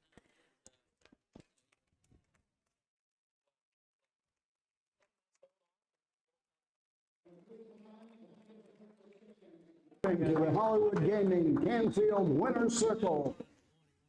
Winner's Circle brought to the track by Britton Chevrolet. Number 1, Charlie May. Home the Don Tiger, Cannonsburg, PA. Terra DiCietto, the running trainer. The Brown Gelding by 7 years of age by McCardle out of Stipple, Hanover. By Western Hanover. Gets his 33rd lifetime win in 102 starts. Picking up $6,000 today in the Canfield Pacing Derby gives him lifetime earnings of $2,371,319. A lot of fans of Charlie May in the winner's circle. Don Tiger with the orange Charlie May t-shirt. Woody Woolman, head of the home talent, and member of the fair board here at Mahoning County. Trackside for the presentation to Don Tiger, winner of the Canfield Pacing Derby with Charlie May and Brett Miller, equaling the track record of 1:53 3/5. How a big hand for Charlie May, Brett Miller, and Don Tiger. To Canfield, Ohio.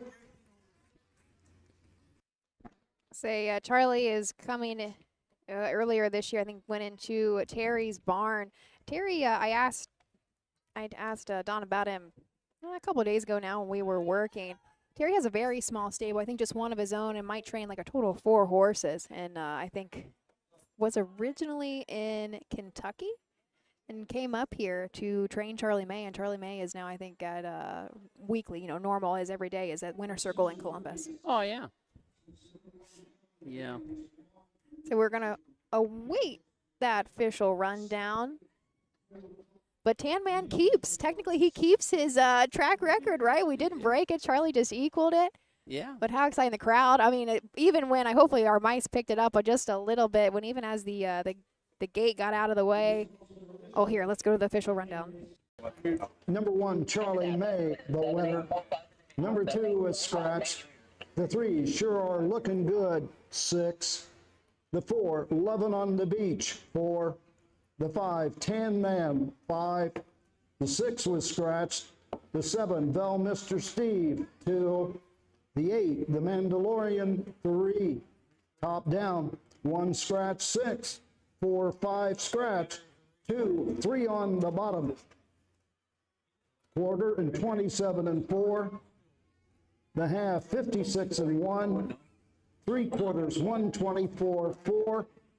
The mile, equaling the track record, 153, 3/5.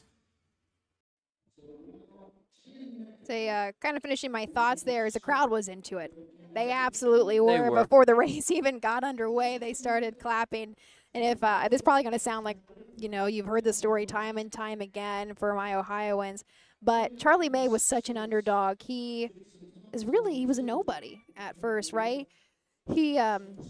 Don pulled Stipple Hanover, I believe, out of, oh my gosh, I can't remember, but he saved her life. And it just ended up breeding her to McCardle, and just, what an animal he has been. Did well. By far, 2.3 double millionaire. Did well. And we've got Don's son coming back up here carrying that big pacing derby trophy. Yeah. Congratulations. Yeah. What a big deal. Good job. Yeah.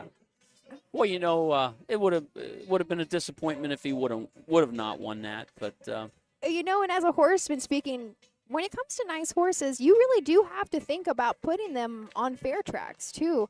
That's what, I grew up when we had nice sire stake horses, for example. We didn't take them to fair tracks just in case, right? Right. They're not as in good a shape as somewhere like the Scioto Downs, Northfield, whatever. But Canfield does such a great job. I'm sure Don didn't hesitate too much because this is safe. This is a safe track, and he knew we could trust him on it. Yeah, just a great overall track. You got the room and everything else that is needed to have good racing and good conditions. Yep, and absolutely. Boy, that was close even there for second and third. It was. I was about to mention, I hope Clay Balls are pretty happy with our 7-horse. Well, Mr. Steele ends up second, and the Mandalorian is third, that 8-horse. So they even overcome that second-tier start. That didn't matter at all, right? Right. When you've got a nice horse, they will figure it out. We did have a few horses that got parked out, right, trying to make the front or trying to find a better hole than they did, and got a little tired there. But the trifecta, well,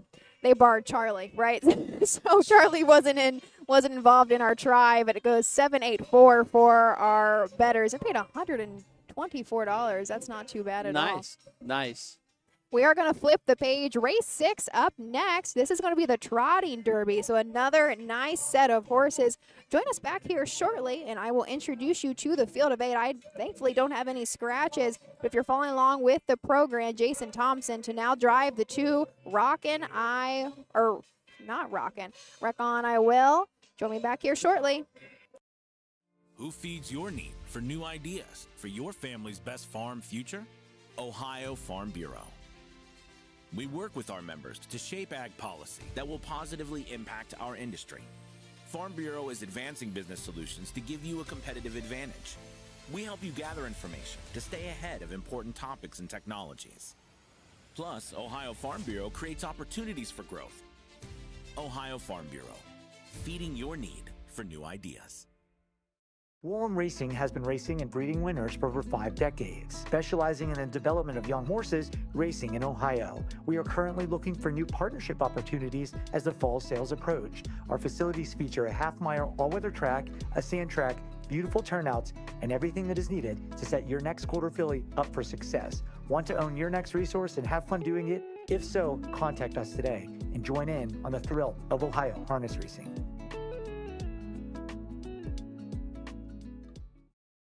Hey kids, we invite you to join the Backstretch Buddies Club, a fun and free club for kids 12 and under who love horses and wants to be a part of harness racing in Ohio. Once you've signed up, you will be able to join Willie Winnett and exciting adventures and receive awesome surprises. Sign up today using the QR code. Headed next into race 6, Charlie May just won the Pacing Derby, so let's see what our trotters can get done here. Remember, this is both the Signature and the Graduate Series here for race 6. Another $12,000 on the line. A full gate of 8 horses, no scratches in this one. I do have a guest with me if you're just joining on. We've talked a little bit about his history, and let's talk about some more history. You guys are pretty special up here at Canfield. You do have a harness racing museum right here on the grounds. We do. That Harness Racing Museum opened up in 2018. It's just opened during the fair, Wednesday through Monday. It's a lot of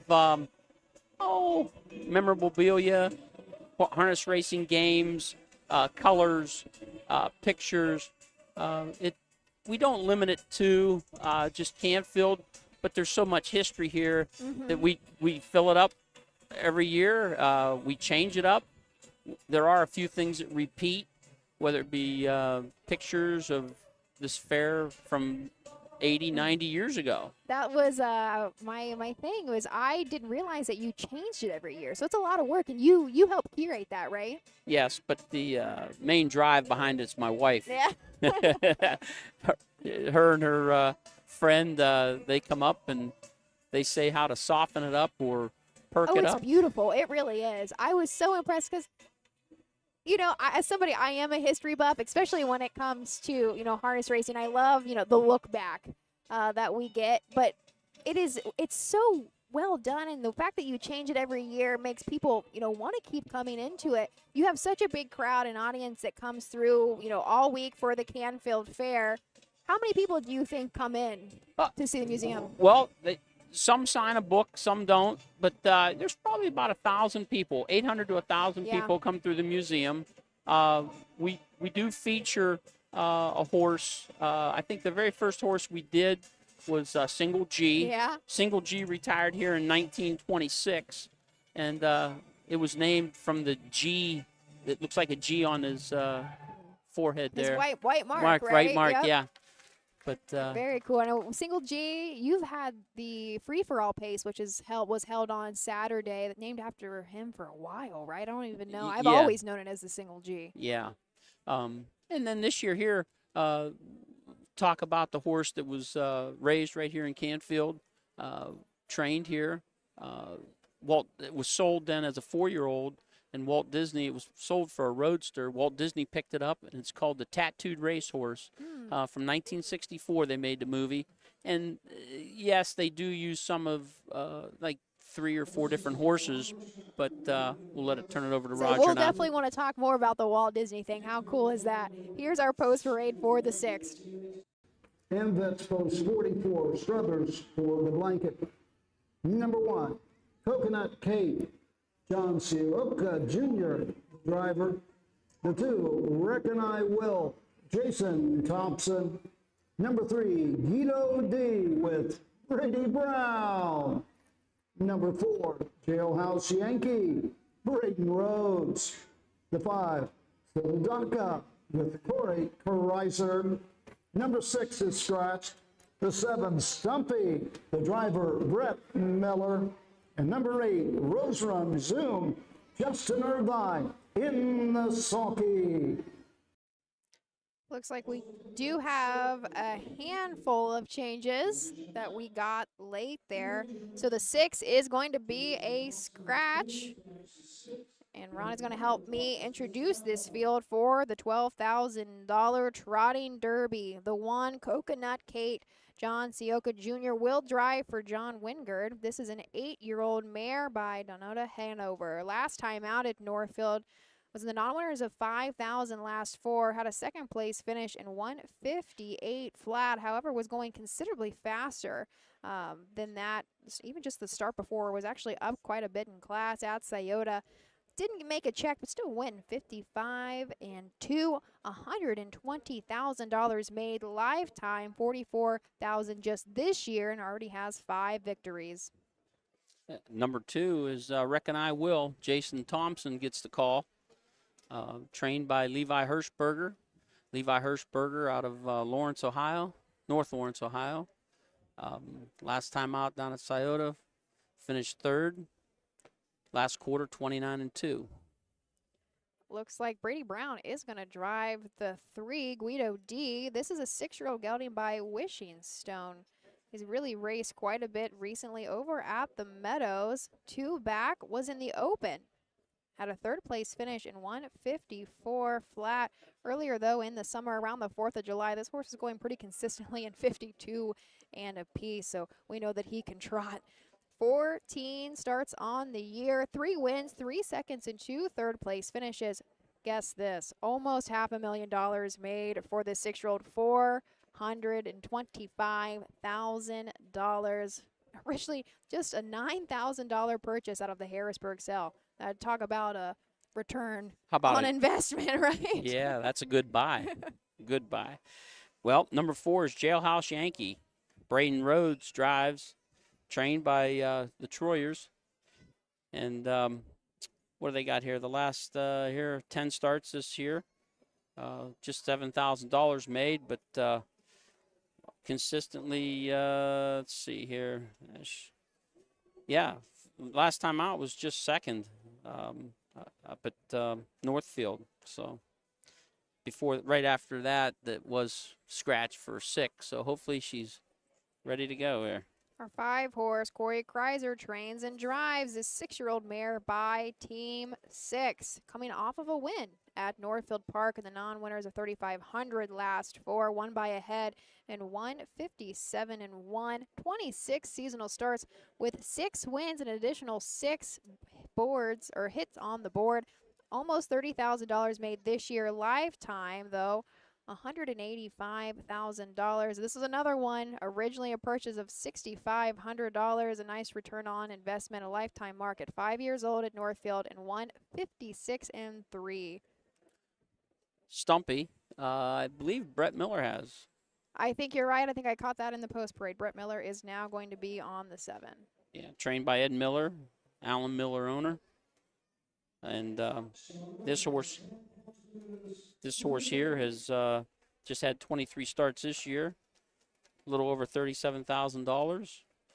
And, well, just there 2 weeks ago, raced up at Northfield, finished 6th last quarter in 29 and 4.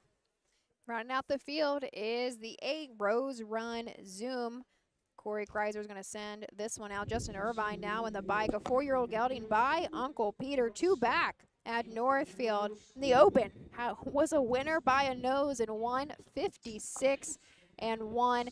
8 seasonal wins and 27 tries, $128,000 made this year alone. Almost $330 lifetime. Took a mark last year at Dayton Raceway in 153 and 3. This is another great field. Looks like our betting public likes the 3-horse Guido D, probably for good reason. They're sitting 9-5 right now. I'm going to pass it up to Roger Houston, the call of the 6th.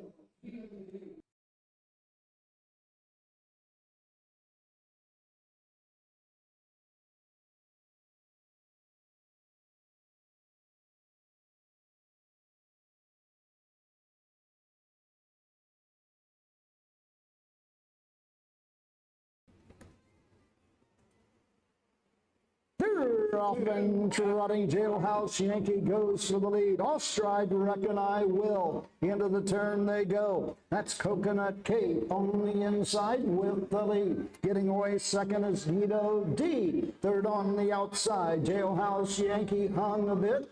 Going to the backside and the first quarter mark. Down the backside they go. Racing fourth on the outside, Sadadaka and Corey Kreiser. Going up on the leaders, racing fifth. And by the quarter, it's Rose Run Zoom, racing sixth. Around the turn, Stumpy, and trailing the field, Reckon I Will. Opening quarter, 28-4. Round the turn, going to the 3/8 mark. Into the lane first time. Coconut Cape shows the way for John Ciaroca Jr. Right there, second is Guido D. Trotting third, Sadadaka. Up on the outside, fourth, it's Rose Run Zoom with each and every stride. Jailhouse Yankee fifth. Racing sixth. Into the turn, Stumpy, and moving on the outside, Reckon I Will. The half, 57-2, 28-3, second panel. Down the backside they go. Coconut Cake continues to show the way. Guido D's out and moving on the outside for Brady Brown. Now second and moving up on the outside. Rose Run Zoom third. Racing fourth, Sadadaka. Fifth is Jailhouse Yankee. 3/4, 127-2. Third panel and 30 seconds flat.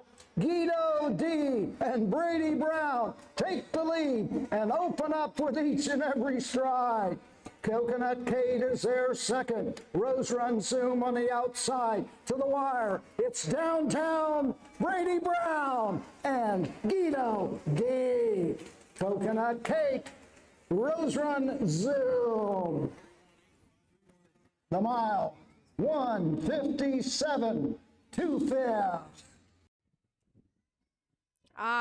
That is not a track record. I thought we might have been in the territory. We're a little bit off. 1:57-2 for Guido D. That is the fourth win on the season. The all-age pace, trot record was, or it still stands, is 1:56-4. Man, both of the all-age pace and the all-age trot were originally set in 2023. The track had to be wicked fast that year, didn't it? It was.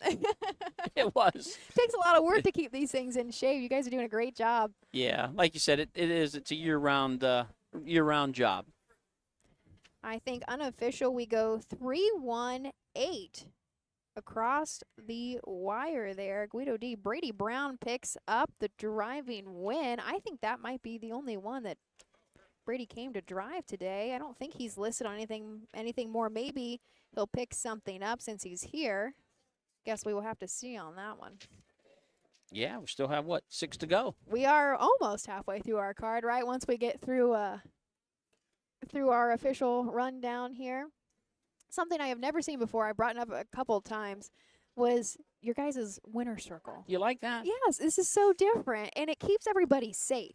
Yeah, because they're behind the horse. They're not trying to sit in front of them, because there are a few people that sometimes come into the winner's circle that maybe can't move as fast. If a horse, a 2-year-old, 3-year-old, doesn't matter. If they don't want to be in there anymore, they'll go straight forward.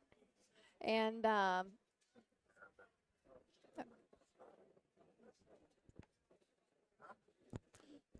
good. Okay. It keeps everybody safe, and it's just different. I love it. Well, about I don't know how long I've been doing this here at the fair, but probably about the same time we put the museum in. Okay. I told Woody I had an idea, and I said I think we can build something. My other brother Gary, who trains horses, he built it, and we've been using it ever since. So. Very cool. Let's go over to the presentation. 6-year-old Gallon, the Wishing Stone, out of Focus on Me. It's the 30th win in 90 lifetime starts. Career earnings, $431,967, winning the Canfield Trotting Derby today in 1:57 2/5. Steve Schoeffel, Brady Brown, Guido D. in the Canfield Trotting Derby. Results are official. Number 1, Coconut Kate. 2, The 2, Reckon I Will, 7. The 3, Guido D, the winner. The 4, Jailhouse Yankee, 5. The 5, Sadadaka, 4. The 6 was scratched. The 7, Stumpy, 6. The 8, Rose Run Zoom, 3. Top down, 2, 7, 1. 5, 4, scratch, 6. 3 on the bottom. The quarter, 28 and 4. The half, 57, 3. 3 quarters, 127, 2. The mile, 157, 2 fifths. Will you keep this on? I didn't get all the changes for this next race. Hot Ember. Brett Miller drives the 4 Billion. Justin Irvine, the 5 Johnny Up. John C. Oka Jr., the 6 Gorgeous Jet. Scratch the 7 Gene Seth. Get them ready, bring them there to the you track. go. So you got a couple changes headed into the 7th race. It's going to be the 3rd and final division of the sophomore colt Pacers. I guess I have a couple questions, though, before we go to commercials. So first, you have such nice purses for the Signature Series. I think they're always about $12,000 for, the derbies. How do you guys do that? Well, do you know? Yeah. Well, tell me your secrets. The fair is willing to put up the money. Okay. And so it is the fair that does it. It's the fair. How awesome is that? It's great. Yeah. Now, how is the fair board? Have you ever worked closely with the fair board here? Obviously, they support you guys, or this would not be part of the conversation. They do. And Woody Woolman, he's on the fair board, and I work for him under him. Yeah. And he gets it done. Well, how cool is that? I didn't think it was going to be as simple as the fair board does it. I'm going to be honest, because you go around to a lot of these fairs, and the older horses don't go for as much money sometimes because it's hard. It's hard for the fair boards to pay for it, and sometimes they do a lot of sponsorship type stuff, right? I know I'm from Champaign County, Urbana, and we are Bob Seabrook. Not Bob Seabrook. Oh, my goodness. There's one of them. Maybe it is a Seabrook. One goes for about $10,000, but it's a company that puts it up for us. Like, it's sponsored. So how awesome is that your fair board just... Right. I know this is 40 years ago. There was far more Mickey Monas supported, and also Youngstown Kenworth. But it is very hard to get that. I think maybe, Urbana might be the only one that races for more than Canfield? I don't even think we do race for more, though. Because I think our big Signature Series goes for 10. Oh. So, I don't know. You guys really might be. You really might be the largest. I'm trying to rack my brain. There are a handful around the state that do go for about 10,000, but I don't know. Yeah, I'd have to look in the Huff's Guide to recall exactly. I don't have that on me. Right, and especially now since we just finished up Dark County a couple weeks ago. Now they're Regal, when it originally was that open level pace or whatever, went for a lot of money, but they changed it this year where it's kind of absorbed into the partial. So I don't know. We'll have to dive deeper into that. Yeah. I think you guys actually might have the biggest Signature Series purse now, outside of the final, but that's the final. Maybe I'll grab myself a Huff's Guide. We'll check it out, huh? And so I guess let's go to commercial. I'm going to keep you on here if you don't mind, because I want to talk about Walt Disney here in a minute. You got it. Race number 7 up next. We have a lot of scratches, a lot of changes now. Scratch down to a field of 5, but we will walk you through the entire field coming up next. At Ohio State's Galbraith Equine Center, our veterinary champions are here for your champions 24/7, 365 days a year, providing advanced specialty care for sports horses from all stages and disciplines. Our expert team of boarded surgeons and sports medicine and rehabilitation specialists, together with veterinary cardiologists, internal medicine, and ophthalmologists, make our hospital your best resource for all sports horse performance issues. The Ohio State Veterinary Medical Center's Galbraith Equine Hospital. Call us today at 614-292-6661. When you need supplies for your horse, one name stands out: Big D's. Since 1976, Big D's Tack and Vet Supply has been the equine experts you can trust. Whatever your horse needs is available at Big D's Tack and Vet Supply. Visit the retail outlet in Streetsboro, Ohio, or order online at bigdweb.com for fast shipping. Most orders ship that day. Or call 1-800-321-2142. Big D's Tack and Vet Supply. Dublin Valley Farms, home of Volstead, sire of 2024 Ohio Horse of the Year Sugar Instead. Also standing at Dublin Valley Farms, Slay, a promising young son of Chapter 7 and Coach K. Hanover by world record holder Walner. Looking for your next winner? Dublin Valley Farms and our clients are offering an exciting lineup of yearlings with current and fashionable pedigrees. Available at public auctions this year. Backed by a team that cares, Dublin Valley Farms, Fredericksburg, Ohio.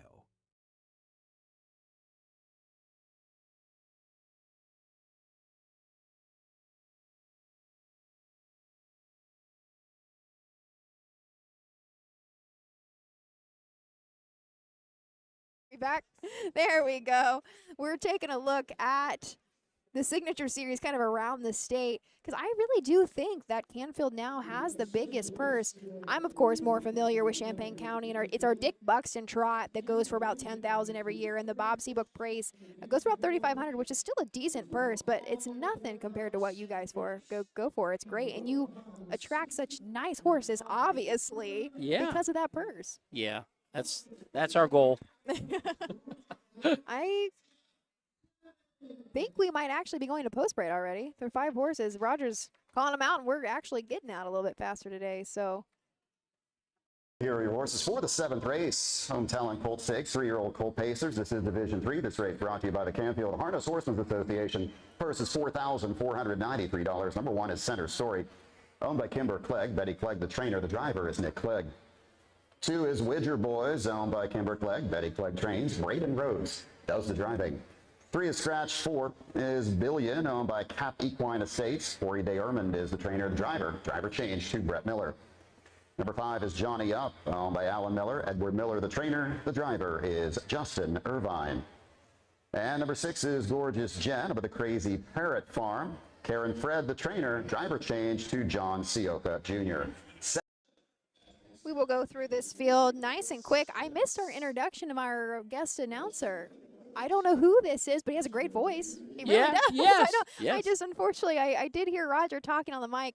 It's one thing, I'm sure you've heard, it's difficult to know, like, do I need to be paying attention to the announcer in the grandstand so we can turn it on to our, live stream, or do I need to be talking to you? So unfortunately, you missed that. I think we're going to have a guest announcer, though, for race 7. This is the 3rd and final division of the sophomore Colt Pacers.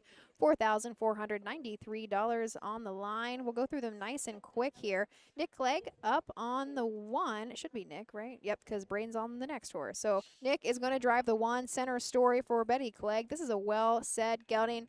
He's had 3 second-place finishes in a row. Last time out at Canton was second, back by about 7 lengths in 2 minutes and 2 fifths. He's had 22 seasonal starts, 3 wins, 11 seconds, and 4 third-place finishes. $25,000 made this year. And number 2, there's Winder Boys. Braden Rhodes drives, trained by Betty Clegg. And this horse here has been racing the fair circuit. Last time was up at, that's out at Richland. Richwood, yep. Oh, Richwood. That's over my neck of the woods, that's why. Okay. Yeah, that's a little out there on the west side of Ohio. So our 3 horse is a Scratch. Red Hot Ember has been withdrawn. Brett Miller is going to stay and drive the 4. Billion for Corey Day Ermond. This is a down by the Seaside Colt. 11 starts on the year with 2 victories, and those actually came back to back. Do you have Brett on the? What's that? Oh, making sure we have the right same drivers. Yeah, okay. yeah. Brett Miller has that number 4, and you got more on that one? Yep, I would say he's got 2 seasonal wins, and those came just a couple back in a row, actually, both up there at Northfield in the Fair Stakes and just in a non-winners of 2. Both times he went 55 flat. However, when he went down to Scioto Downs early in the summer, he went 152 and 4 there in a mini series. $32,000 made this year. Yeah. Next up, that Johnny Up. I believe Justin Irvine drives Johnny Up. Alan Miller, owner. Edward Miller trains. Last time they're down at the Scioto. Oh, what'd they go in there? Finished 6th. Say 52. Pretty nice horse, though, all right. around, isn't he? Right. But, he just, these last 3 outings there, he was 6th, 10th, and 8th. And before that, he won 3 in a row up there at Northfield. So put him back on a half-mile track. Let's see what he can do here today. John Sioka Jr. is going to drive the 6 Gorgeous Jet for Karen Freed. This is a gelding by I'm Gorgeous. Still looking for the first seasonal win, but $4,300 made this year. Some time back at Mount Vernon. Did have a second place finish in 159. Final quarter there, 28-2. The 7 is a scratch. So we just have a field of 5 for this third and final division of sophomore Colt Pacers. Here is Roger Houston with the call.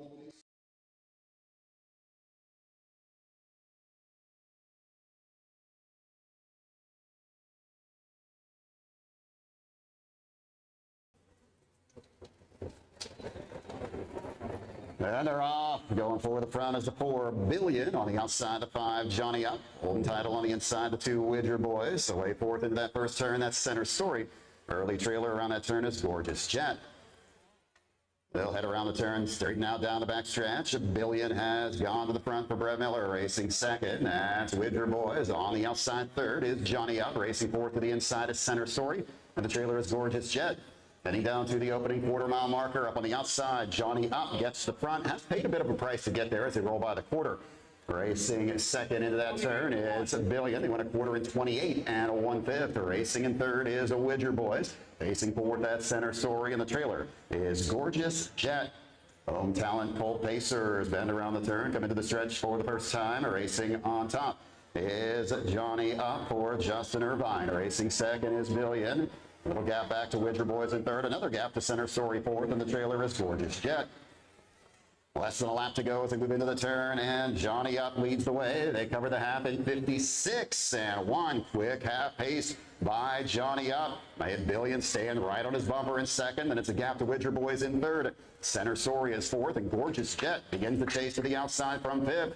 Front two have pulled away as they head down the backstretch toward three quarters. It's Johnny Up with a lead. Racing second along the inside is Billion. Racing in third, that's Widger Boys. Fourth on the outside, Gorgeous Jet continues to move. Trailer is Center Story. They went by the three quarters. Still with the front is Johnny Up. Three quarters, 1:25.2 around the final turn. It's Johnny Up. Billion staying with them, trying to make up some ground. As they reach the top of the stretch and turn for home. Johnny Up brings them into the lane. Billion chases in second. Taking over third is Gorgeous Jet. But through the stretch, it's all Justin Irvine with Johnny Up.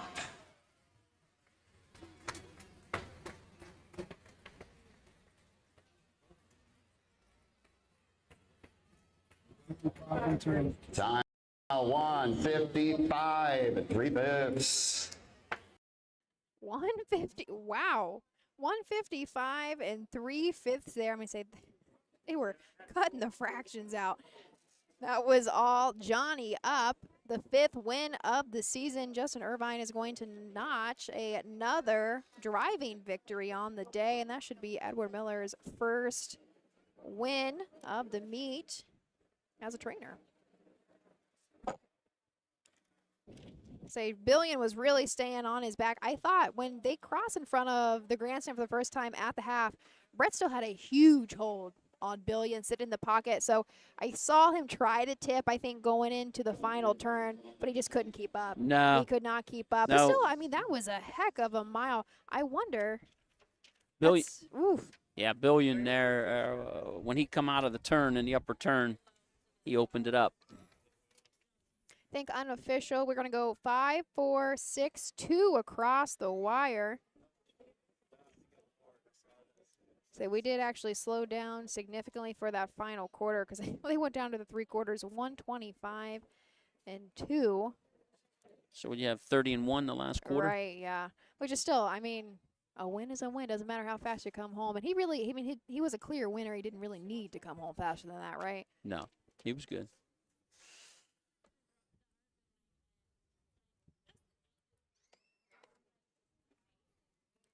So he's going to make his way slowly but surely. As I mentioned, this is the 5th win of the season. He's won half now of 10 seasonal starts. Johnny Up made $29,000 last year and is now over $35,000 this year. This is a lather up out of John's Bad Girl, a Big Bad John mare. Alan Miller did breed and still owns Johnny Up. Originally just a $22,000 purchase, but is more than tripled that now. Yeah. Nice colt.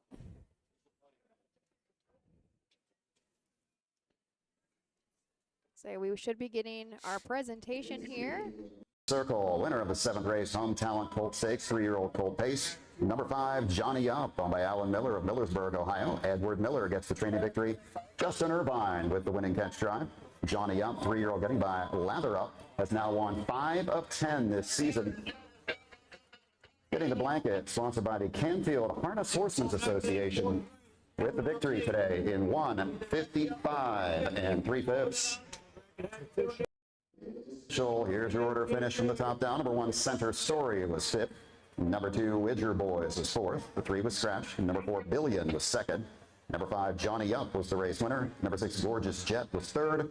And the 7 was Scratch. From the top down, 5, 4, Scratch, 2, 1, 3, and Scratch.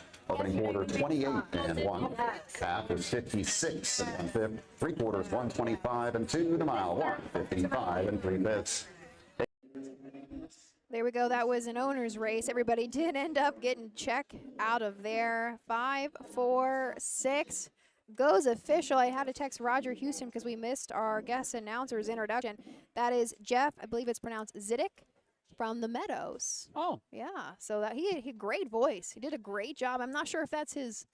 I'm so far. You don't know much. He's Ziddick. the announcer for the Meadows. He is the Yes. announcer. I was going to say that was no way he's really just a guest announcer. He was very good at what he did. Don, before you hop back on, I want to talk quickly about Walt Disney. You mentioned it briefly. We are featuring a horse this year in your harness racing museum. Yeah. He was trained out of Canfield, and I actually got to meet the trainer on Saturday. Yeah, Kendra Mosier broke that horse, but raced here as a 2- and 3-year-old. It was sold as a 4-year-old down in Kentucky. Walt Disney was looking for a horse to make a movie. They called it the Tattooed Racehorse. It went into the Boston area was what the story's about. It was a police horse, but it was actually sold for a roadster down in Kentucky.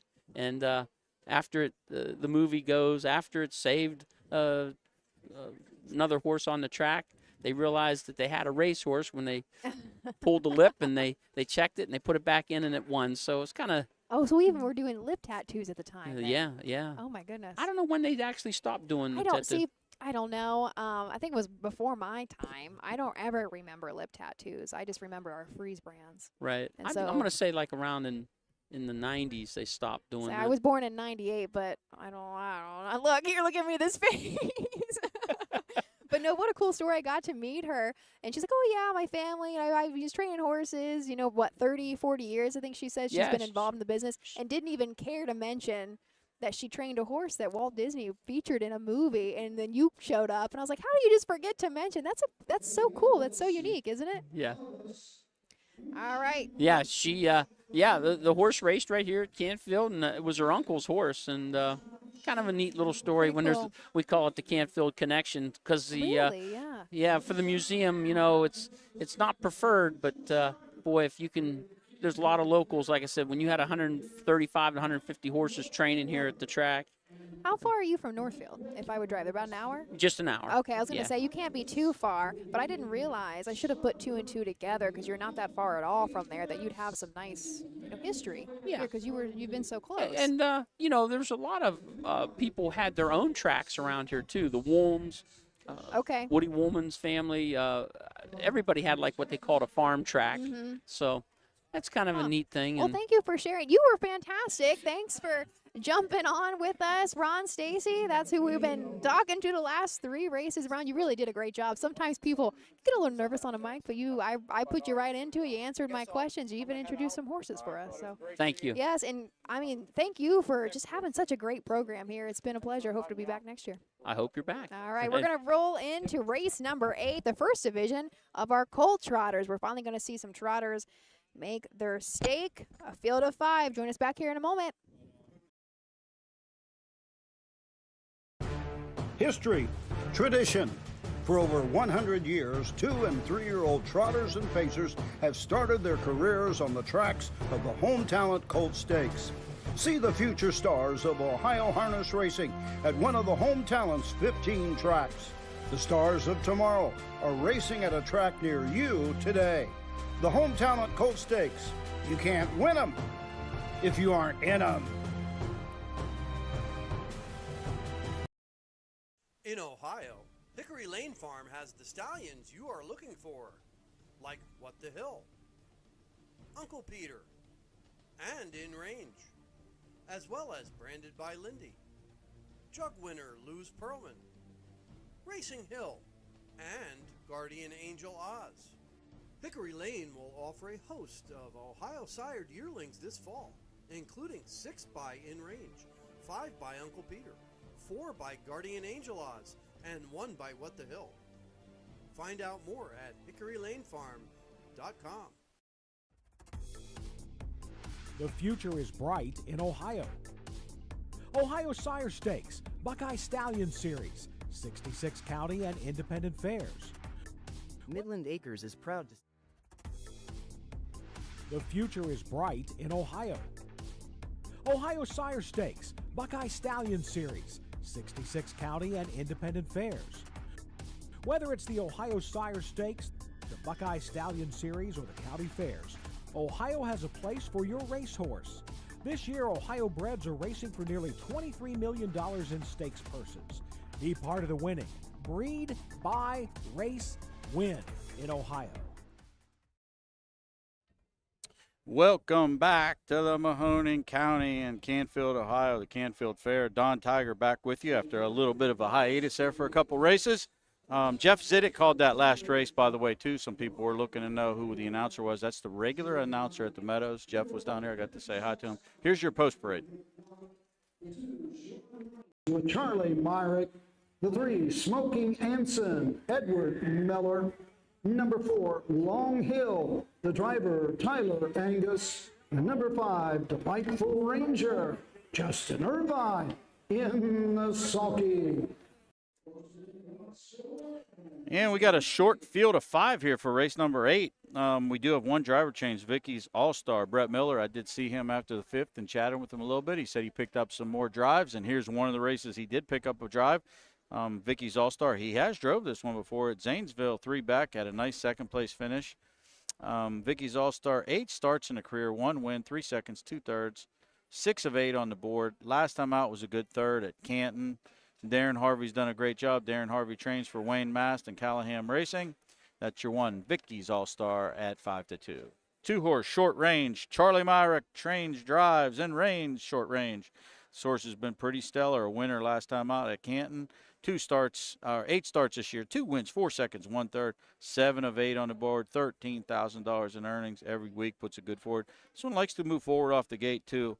One of the main contenders in here and is a nice price at 4-1.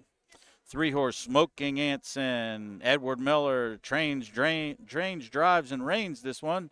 Source is 2 for 6 on the season, 4 of 6 on the board. Last time out was at Scioto in the Buckeye Stallion Series. Finished 5th, placed 4th that day, but 2 back at Wellington was 2nd. 3 back at Jefferson made a break, still ended up being 4th. Back at Mansfield and Mount Vernon was winners back-to-back there. So nice, talented animal. Shows getting home on the end of it. Trotted 57 in a piece at Scioto in the Buckeye Stallion Series last time out. Legitimate horse here, and this one is currently 5-2. 4-horse Long Hill, Levi Hirschberger trains and owns. Tyler Angus has the lines today. 1 for 7 in a career, $5,000 in earnings. Mark a 203 and 4 at Wilmington, and that was taken 2 back, and that was a 6-5 favorite. This is another one that tried the Buckeye Stallion Series last time out and was 7th. And rounding out the field, the 5-horse Delightful Ranger, Gary Martin owns and trains, co-owns with Kleinberg Racing in Madison and Jay Ukunifer of Columbiana, Ohio. Justin Irvine has lines 2 for 5 on the season. Finished a nice 3rd last time out at Wellington. Prior to that was 4th at Jefferson and a winner at Northfield in the Summit County Fair, 3 back. So well-meant horse. The money is well spread around here. The current favorite is the 4 Long Hill at 3-2. We've got horses anywhere between 3-2 and 5-1. So tight, compact betting, good betting race.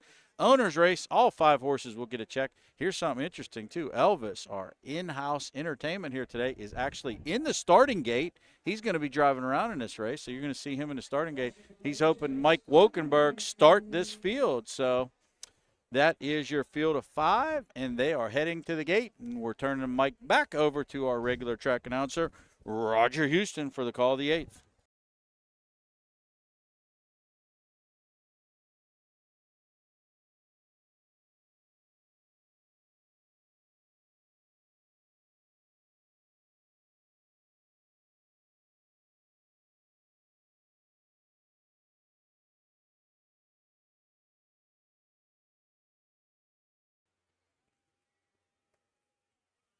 Elvis says they're off and trotting. That's Long Hill going right out for the lead. Vicky's All-Star gets away second. Up on the outside as they race into the turn, it's Smoking Anson.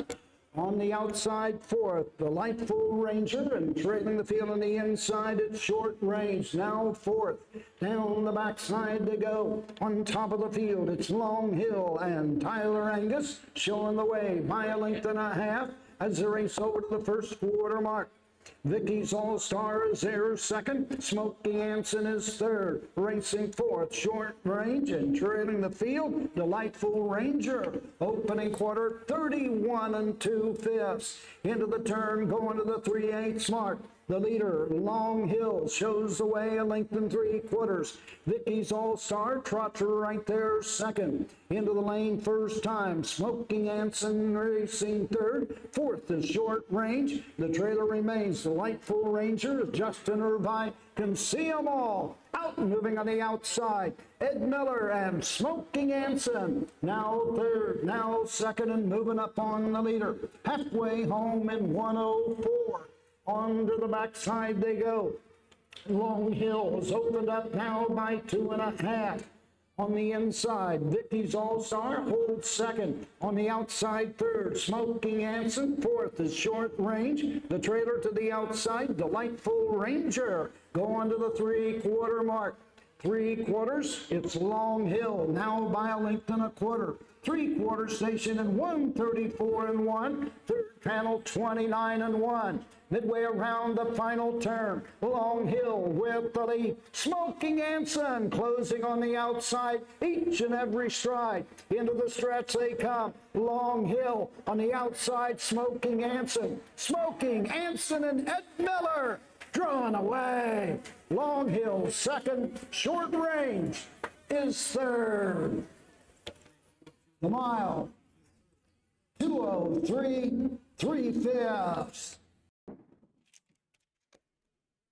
2:03 3/5. Smoking Anson. Edward Miller goes back to back as a trainer. Picks up his first driving victory of the meet here at Canfield. That was a very nice mile. Almost, I think they went to the half, I think in 1:04.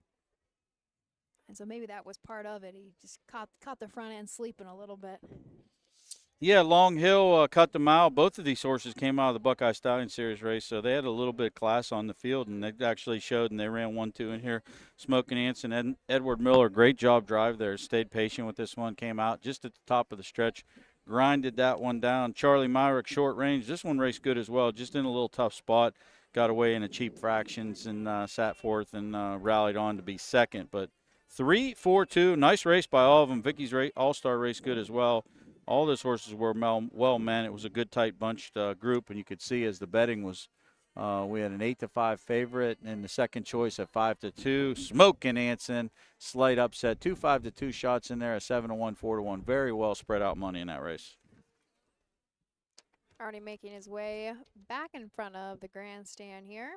So I mentioned back to back. This is the third win of the season for Smoking Anson. And 7 starts. And Edward Miller and his double.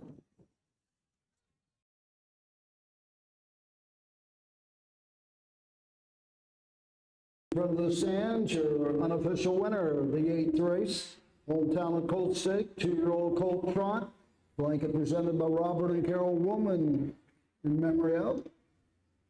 Number 3, Smoking Anson. Ed J. Miller of Polk, Ohio, owns, trains, and drives the 2-year-old gelding by Mr. Anson out of Paris, Philly. Home a winner in 2:03 3/5. Final half 59-3. Final quarter 29-2. Ed Miller, Smoking Anson in Hollywood Gaming Winner Circle. And the truck is sponsored by Britain Chevrolet.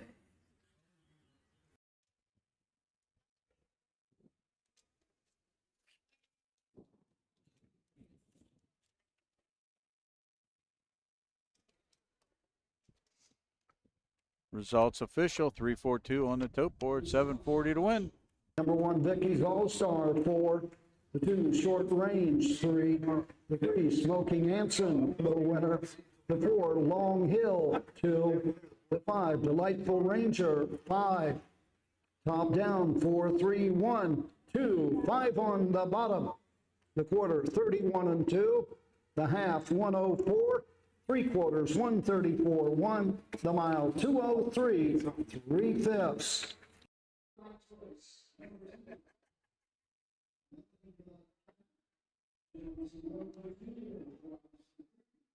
That does it. We're rolling a little bit today, aren't we? Yeah, it's been quick. I've been zipping off here. We've only got 4 more races to bring you, which is great. We got 2/3 of our card down.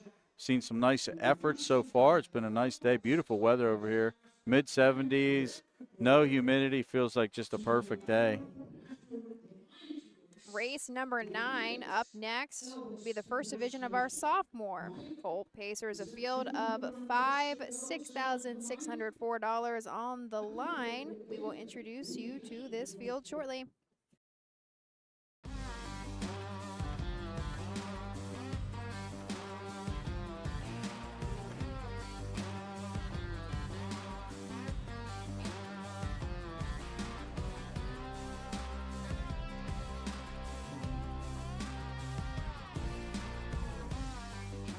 Do you want your horse to shine in the winner's circle?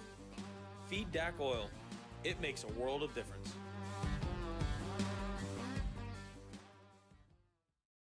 Midland Acres is proud to stand the prominent stallions, TCI, Long Tom, Ready for Money, Monty Mickey, Summa Cum Laude, and Bit of a Legend. With such great pedigree and speed in the stallion barn, Midland Acres will provide a diverse group of top yearlings in the sale ring for 2025. Visit us this fall at our consignments at the Blooded Horse Sale on August 26th, the Ohio Select Jug Sale on September 12th, and the Lexington Select Sale on September 29th through October 3rd. Let Midland Acres' experience in the industry lead you to the winner's circle. Have you heard about Bob? It's the Buckeye Owner Bonus, the Ohio Harness Horsemen's Association's new incentive program. The program is for people who purchase yearlings or retain their homebreds out of mares registered and eligible for the OHHA's Breeders' Award program at the upcoming 2025 sales. The total bonus will be 1/2 the amount designated for that year's Breeders' Award program. For more information about the Buckeye Owner Bonus, visit OHHA.com or call 614-221-3650.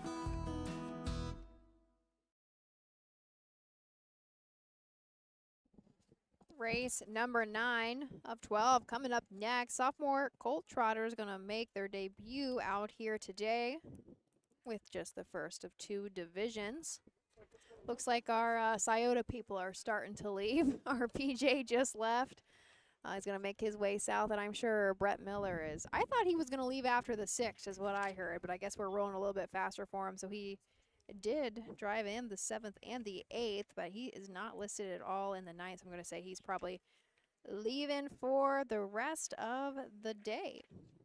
Yeah, I talked to him after the 5th race, and he said he picked up a race in the Canfield trotting derby, and I think Darren talked him into driving one more. So, yeah, he was good through the 8th, and now I believe he's on his way out of here, as well as Doug Thomas is too. Right. So, did you talk about Charlie when I was gone?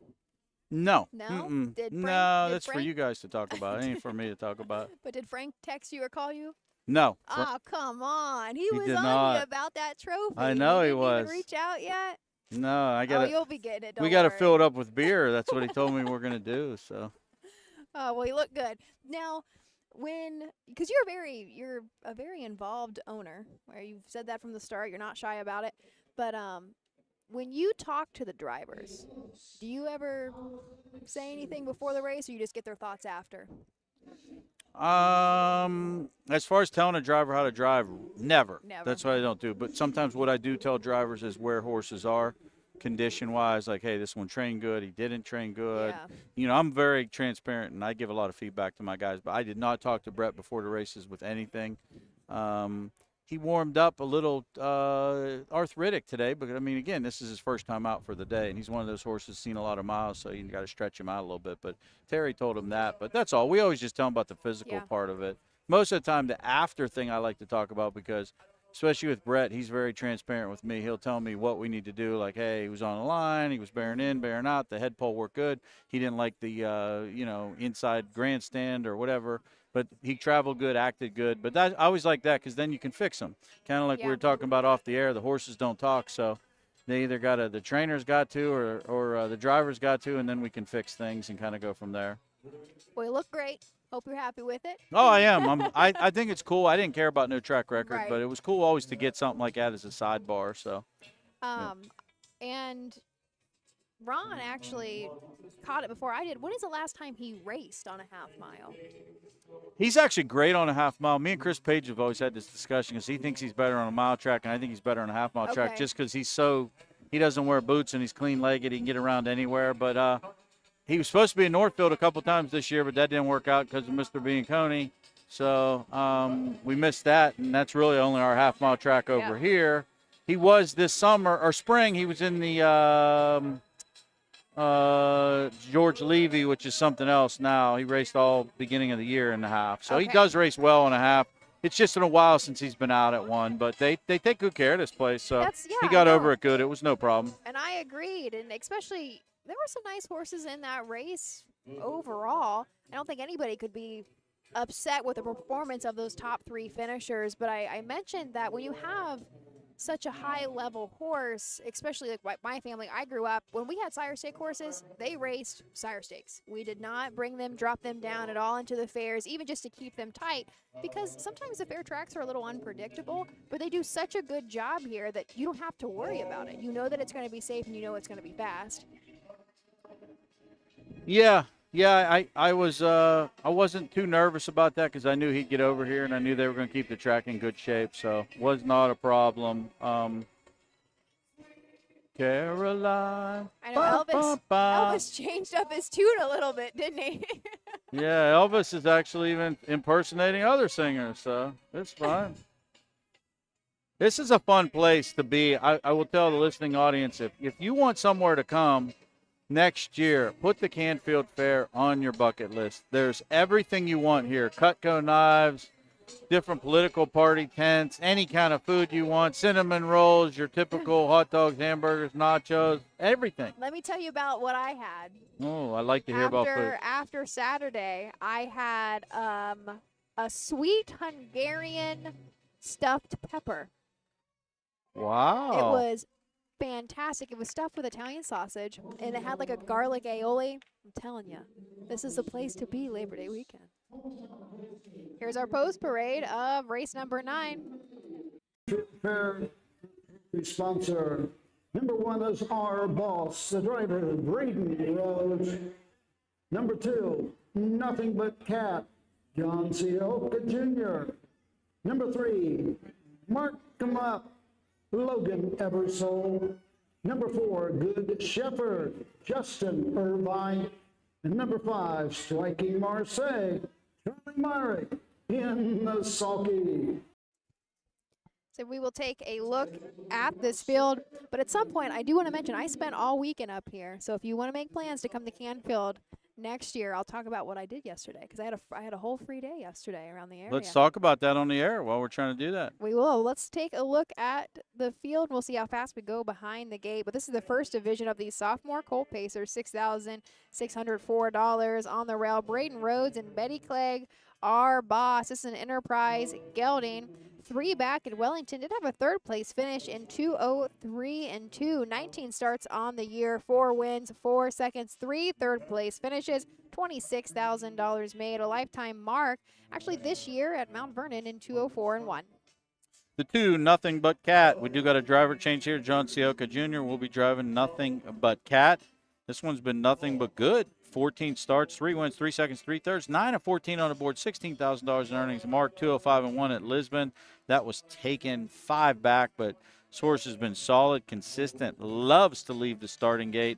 John and Amy Wengard own, and John obviously trains this one. Nothing But Cat, inside cozy draw, and is currently 5-2. Mark 'em Up is the 3. Logan Ebersol up for Ray Crawford. This is a Marseille gelding. Was a winner, 2 back at, what is that code? Burton. Is that Burton? Berlin, I think. Berlin, thank you. Yep. Was a winner, wire to wire there in 2:06.1. 12 starts on the year with 2 victories and 7 second place finishes. $22,000 made. 4 horse, Good Shepherd. Eli Miller owns and trains. Justin Irvine has the line today. 8 starts, 1 win, 1 second, 5 thirds, 7 of 8 on the board. Pretty consistent horse. This is another one that likes to leave the gate and get forwardly placed and holds a position. Only shows a break 6 back, but stays flat. Added Lasix last time out, too. This one should improve again off this effort. Currently 5-1. Starking Marseille, this is Charlie Meyer. Trained and driven Marseille gelding, of course, owned by Second Chance Stable. Another one that's looking to break his maiden today. 10 seasonal starts, made about $2,400 so far. If we go a few races back, Jefferson did have a 4th place finish there in 2:11. Does show a little bit more trot at some faster fair tracks. While we're headed to the gate, race number 9. We are rolling right through them today. $6,600 on the line. Our Boss, Nothing But Cat, Mark 'em Up, Good Shepherd, and Striking Marseille. Here is Roger Houston with the call.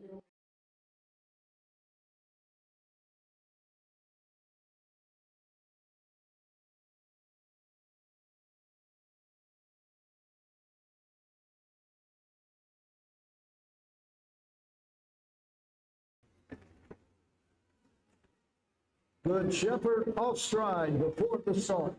Going for the lead. That's Mark 'em Up. On the inside, Nothing But Cat gets away 2nd. Racing 3rd is Our Boss. Round the turn 4th. Striking Marseille, and the trailer is Good Shepherd following the early break. Down the backside, going to the 1st quarter mark. Mark 'em Up, and Logan Ebersol shows the way by a length and a quarter. Right there, 2nd. As they race over to the 1st quarter mark. Nothing But Cat racing 3rd. Our Boss, opening quarter, 29 3/5. Striking Marseille 4th, and treading the field, Good Shepherd. All in straight alignment as they race around the turn, going to the 3/8 mark. Into the lane first time. Mark 'em Up shows the way. Racing 2nd, Nothing But Cat. Gapped out 3rd is Our Boss. Further gap is Striking Marseille. To the outside, Good Shepherd. Halfway home, 1 minute, 3/5. On to the backside they go. Mark 'em Up by a length and a quarter. Racing 2nd, Nothing But Cat. Further back is Our Boss 3rd. Good Shepherd 4th. The trailer is Striking Marseille as they race over to the 3/4 mark. Mark 'em Up, and Logan Ebersol have been there every step. Nothing But Cat 2nd at the 3/4, 1:30, 4/5. Midway around the final turn. 2-horse battle from here. 1/8 of a mile to go in Ohio. On top, Mark 'em Up. Nothing But Cat on the outside. Through the stretch, Mark 'em Up. Nothing But Cat on the outside. Mark 'em Up on the inside. Nothing But Cat on the outside. On 3rd, Our Boss.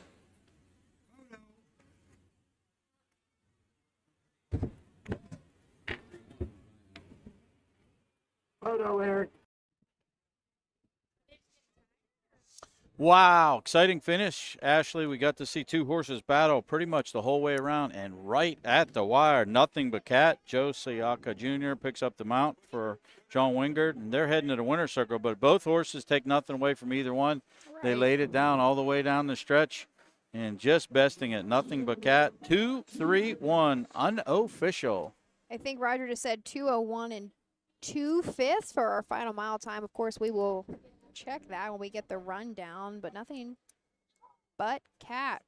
4th win of the season. Last win before this actually came back earlier in August at Mansfield. Went wire to wire there. Sat the nice pocket trip on this one. Logan Ebersol and mark him up. Did all of the work. I just really met Logan in person, I think last year for the first time. He trains My Hair Legend, which is a nice filly. She won the BSS final, and I got to talk to him a little bit. So I only know him from a distance. But I recently got to know his brother, Luke. He's a character. And so I always thought Logan was the older brother because he acts like he has so much more sense. A little bit less outgoing, I'll say that, than brother Luke. But Logan's only 29 years old. I didn't realize that. Okay. I had no idea. But not to take away, that is John Sioka's first win of the meet here. He's picked up quite a few drives today, and he's done well for himself. Yeah, he did very well. Put that one in a perfect spot.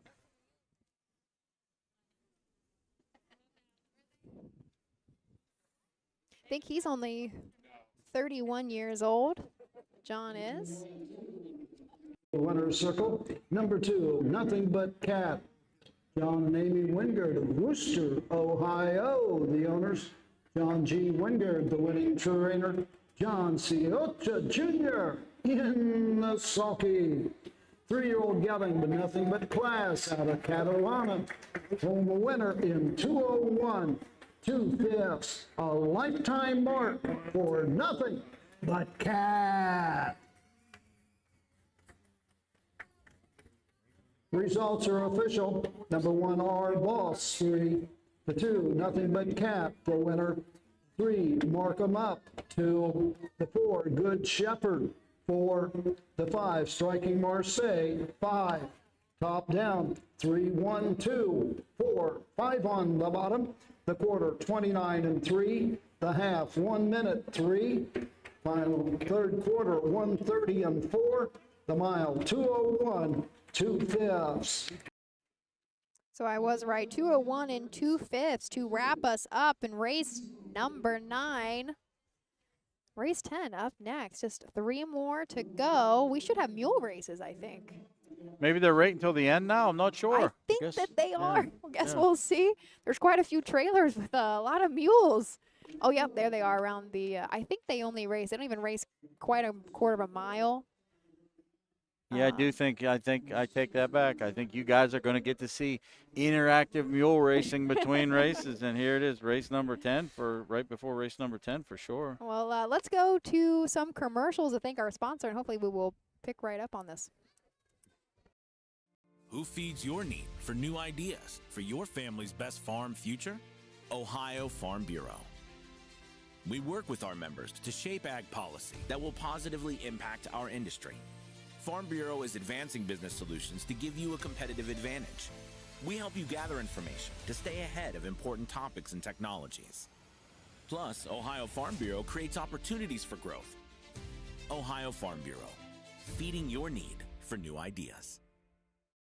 Warren Racing has been racing and breeding winners for over 5 decades, specializing in the development of young horses racing in Ohio. We are currently looking for new partnership opportunities as the fall sales approach. Our facilities feature a half-mile all-weather track, a sand track, beautiful turnouts, and everything that is needed to set your next quarter filly up for success. Want to own your next resource and have fun doing it? If so, contact us today and join in on the thrill of Ohio harness racing.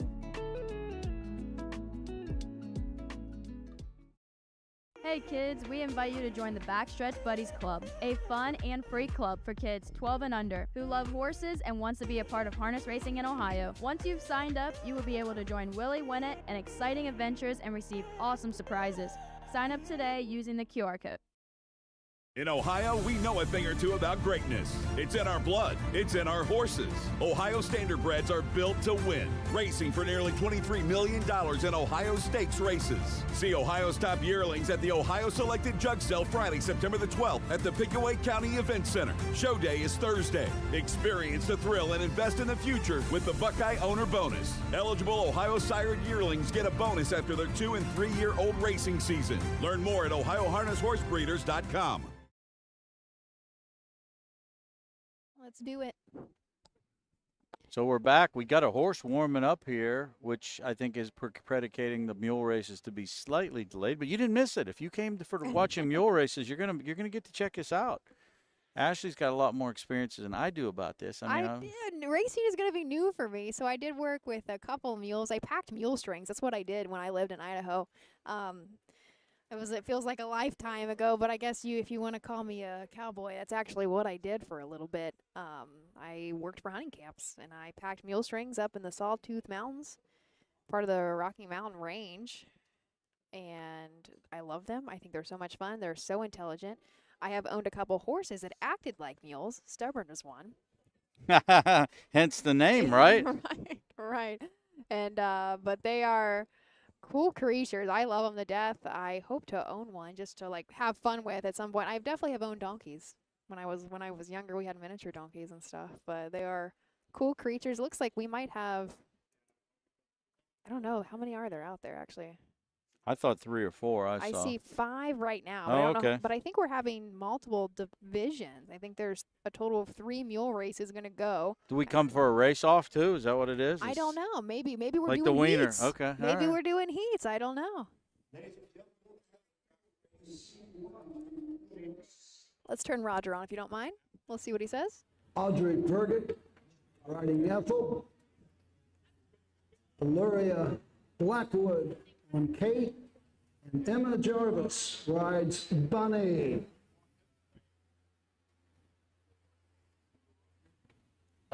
Watch the flag. Looks like we have an Appaloosa mule out there. That's not a paint, right? I think that's an Appaloosa. We'll see him when he comes. So we do the gentleman start thing here too, right? Oh, they're getting geared up. Look at this. Getting hot. They're hot at the start. What? Already the paint is opening up and drawn away with each and every strike. Blue shirt is fading fast, black coming on fast. Coming to the wire with the green is Emma Jarvis and Bunny. So in mule races, you are allowed to go off the track and come back on. So we got 2 of the 3 mules to finish. We need one more. Blackwood riding Kate. And here comes Audrey and Ethel. Come on, Ethel. Ethel is shying away. Come on. Go. All right, Ethel. Ethel. One thing though is they don't give them a warm-up lap at all though. So these mules are really seeing a lot of scary stuff for the first time. She tried to dart. I don't know if you saw that. Yes, I did see her right out of darted, the turn yeah. at the top of the stretch. She tried to dart back to the trailer. She shied away from quite a few things. So that was our paint. The paint mule is flashy. You know how they always say, what, bet on the gray? Guess we're just going to bet on the paint. Every mule race we see now. We should have our horses step onto the track now. So I had multiple things to talk about. We do have a correction from Saturday. Gretchen stopped by, the girl from the photo thing, said that wasn't a couple years ago. It was actually 12 years ago that she met Mike here at the fair. So it's been a little bit longer. And Mike is here today, as long as both of her kids, a 12-year-old or 11-year-old and the tiny one. But we do make that correction for Gretchen. And yes, but she still has a smile that goes all the way across the grandstands in Canfield. So she's a wonderful lady, and she's been taking care of photo finishes here for a long time, and she's not out of Fairmont, West Virginia. She made that correction. I'm from Morgantown, West Virginia. Oh, man, you had it all messed up, didn't you? I did. I'm not perfect. I mean, few people might think I am. I'm not perfect. But we did get that out. But here's the good story about Woody Woolham. For everyone who doesn't know, Woody Woolham basically is the speed superintendent. He's in charge of the horse racing, in charge of the Home Talent Colt Stakes. So Woody has been married for 49 years. He was a school teacher, retired school teacher locally in the area here. I think about 5-10 miles south of the actual fairgrounds. But years ago, about 20-some years ago, he's got a very good friend who's also married, and they came up with an idea to golf in every single state in the United States. And sometimes when they go on this trip, it's always pretty much right after the fair. They do this. They've been to 48 states. So this year, they will be going to their 49th state. And if you listen closely what I said, this is their 49th wedding anniversary. Oh. Do you want to take a guess of what state they're going to this year? There's only 2 states left. Where do you think they're going this year? My gut wants to say we're going to go outside of the continental United States. That's a very good guess. So, which there's only 2 choices. I know, we got a 50-50 shot here. 50-50 shot. I want to say Hawaii, but I'm going to say Alaska. You would win the number then. It would be Alaska. Wow. Because Alaska was actually, I think Gretchen gave me a thumbs up. She must have been listening that I corrected some things there. You're welcome, Gretchen. They're going to Alaska this year for their 49th. Now, here's what's interesting. The other couple that golfs with them, it's a husband and wife. They've been married for 49 years.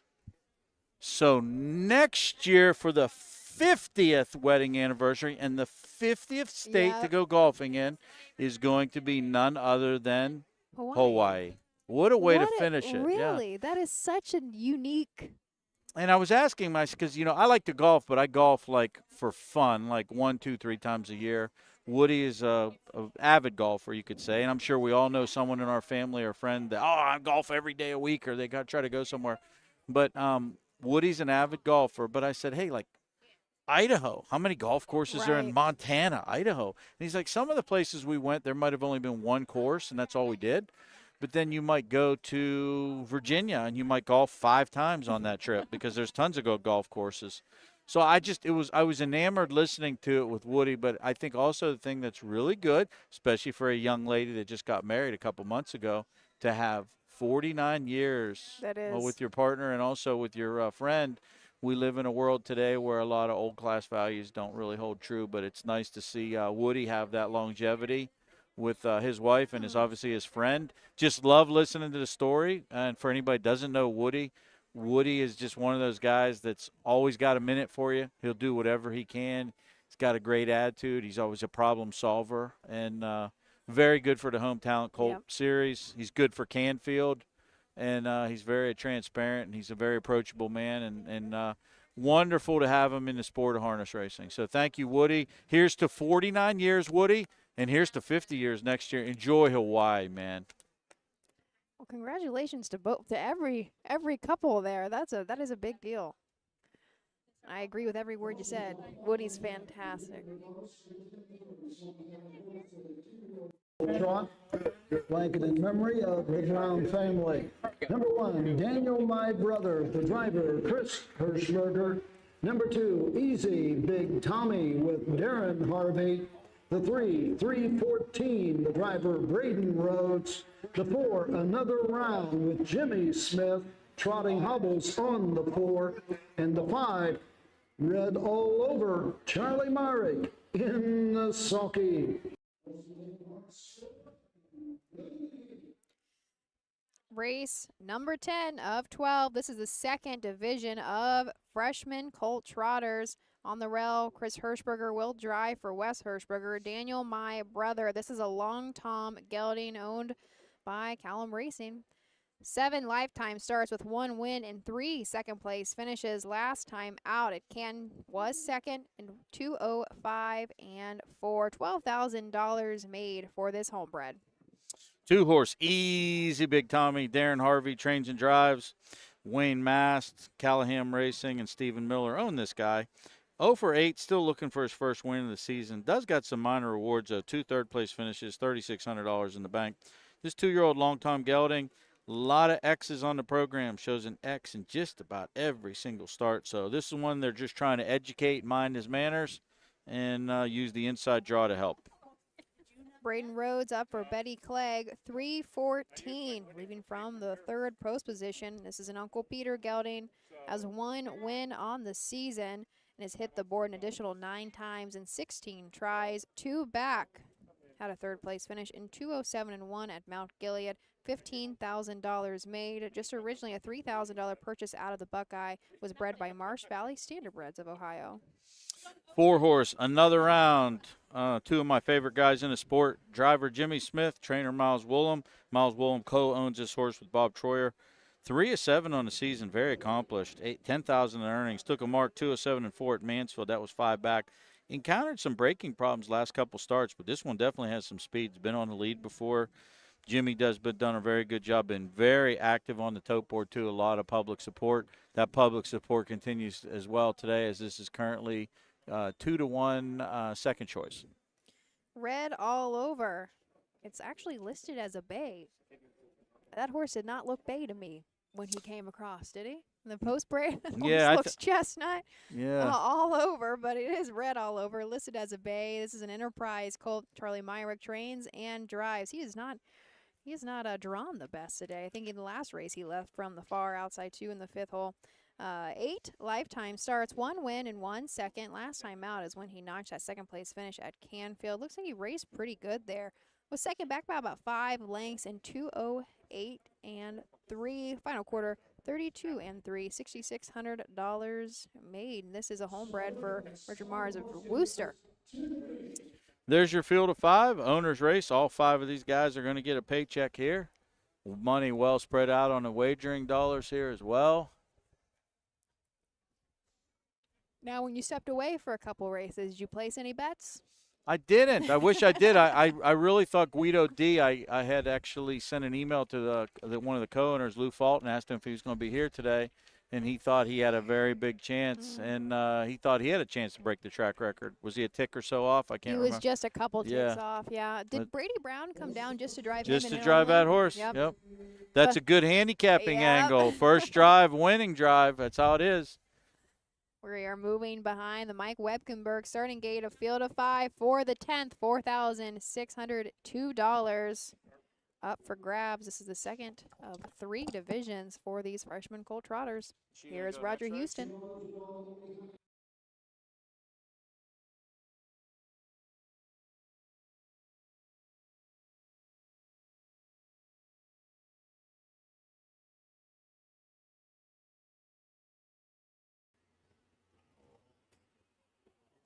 They're off and trotting another round off stride of the start.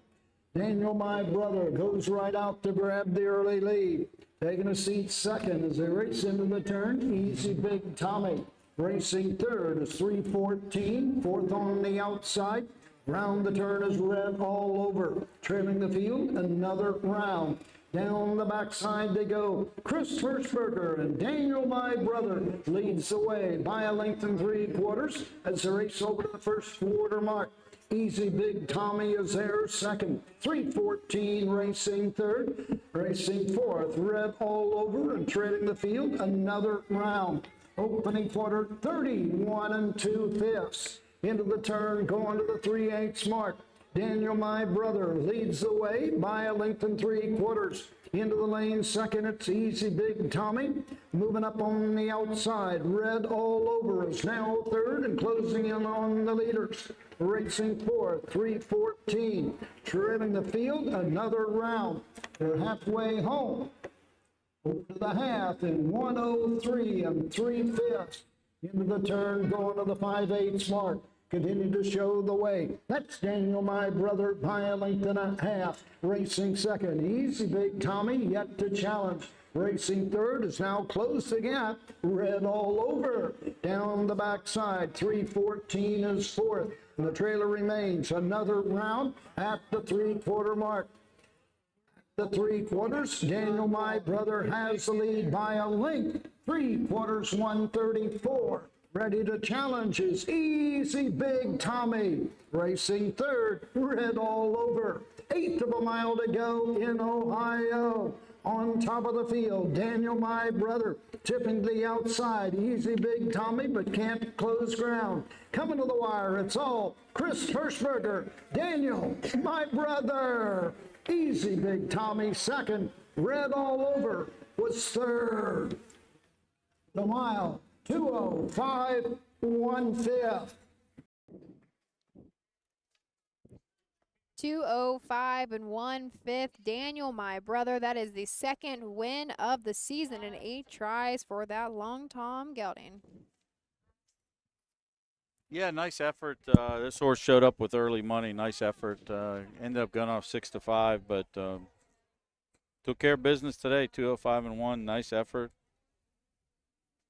Easy Big Tommy behaved himself today too. A nice runner-up finish for second. I didn't catch who was third. Oh yeah, good catch on that one. I think it was 1-5 across the wire. Okay. I didn't even catch that horse is having all kinds of issues. Yeah, stayed diagonal today. Did not break stride, and that showed that the talent was there. This horse raced really good. A good second-place effort. Now our 4-horse did make a break behind the gate. That's going to be so aggravating for Miles and Jimmy because he was such a nice horse early on when he first came out in this season. I was wondering if they were going to throw a set of hopples on him. And I thought, it's not listed in the program. We didn't have that change, but I do think he had him on this go. I just can't see that far, but I thought when I saw him behind the gate, he might have had a pair on. And sometimes that'll do a world of. They did say in the post parade, okay, perfect. Look at you, Steven. I'm proud of you, man. Look, had no idea 3 months ago. Here is our presentation. Number 1, Daniel, my brother. Callum Racing of Shaken Falls, Ohio. Wes Hirschberger, the winning trainer. Chris Hirschberger in the sulky. 2-year-old Gelding, the long Tom out of Annie's Blue Jean Baby. Home a winner in 2:05 1/5. Blanket presented in memory of the Brown family. Wes Hirschberger, Chris Hirschberger, Daniel, my brother.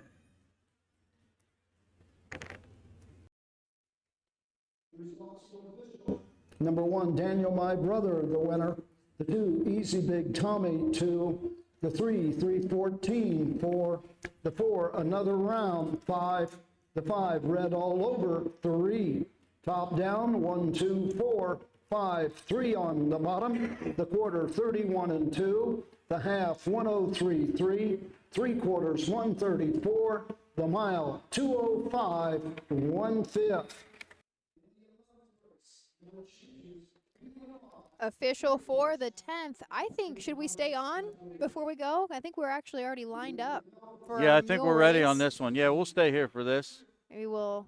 Because we got no horses on the track except the winner going off of it. Last time we had a horse warming up, so I think it's a little different now. But as soon as this gets out of the way, they're going to have a mule race. We're going to watch a mule race right here. We'll stay live. Do you think the next? So this is going to be the second division. Second division. Do you think the next race is going to be a final? I don't know. I mean, Here, we can pass it up to Roger. Looks like he's introducing them. Of our mule races, the 3 winners will return for the final after the 12th.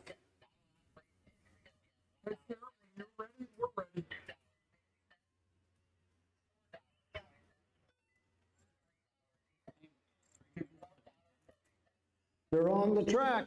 Flags up. Trying to get a fair start here. Go! On the outside, it's Heather Snyder and Wendy grabbing the lead. Getting away second is Dana Garrett with Chester. All over the place is Dave Purgett with Eli. Coming to the wire, it's all Heather Snyder and Wendy. Chester is second for Dana Garrett. And Dave Purgett has finally made it back to the racetrack. Oh, Perfect blind on the inside. He'll be all right. I think he went inside the pylons, Judge. Come on, You got to Dave. see live. You got to see live mule racing here at Canfield Fair. Not only do we bring you wiener dog races, not only do we bring you world-class harness races, but we bring you world-class mule racing. That was our winner was pretty quick. I'm Very excited quick. to see our This final's going to be tough. There we go. I'm going to say I'm excited to see That's a mule that is a mule. stubborn. They do Stubborn what mule. they want. That was pretty obvious. It's so interesting to me. If anybody is not familiar with like riding horses at all, mules are shaped very differently than your regular old quarter horse and stuff. Their saddles are different. You can see some of that gear is more like a harness than a normal saddle that they're going to have on those guys because they are flat backed by all means. Okay, we have gone official for the 10th, of course. Finished out the second division of those mule races. Race 11 up next. The second division of sophomore colt trotters, field of 5. Join us back here momentarily. Who feeds your need for new ideas for your family's best farm future? Ohio Farm Bureau. We work with our members to shape ag policy that will positively impact our industry. Farm Bureau is advancing business solutions to give you a competitive advantage. We help you gather information to stay ahead of important topics and technologies. Plus, Ohio Farm Bureau creates opportunities for growth. Ohio Farm Bureau, feeding your need for new ideas. Hey kids, we invite you to join the Backstretch Buddies Club, a fun and free club for kids 12 and under who love horses and wants to be a part of harness racing in Ohio. Once you've signed up, you will be able to join Willie Winnett and exciting adventures and receive awesome surprises. Sign up today using the QR code. In Ohio, we know a thing or two about greatness. It's in our blood. It's in our horses. Ohio Standardbreds are built to win, racing for nearly $23 million in Ohio Stakes races. See Ohio's top yearlings at the Ohio Selected Jug Sale Friday, September the 12th at the Buckeye County Event Center. Show day is Thursday. Experience the thrill and invest in the future with the Buckeye Owner Bonus. Eligible Ohio sired yearlings get a bonus after their 2- and 3-year-old racing season. Learn more at OhioHarnessHorseBreeders.com.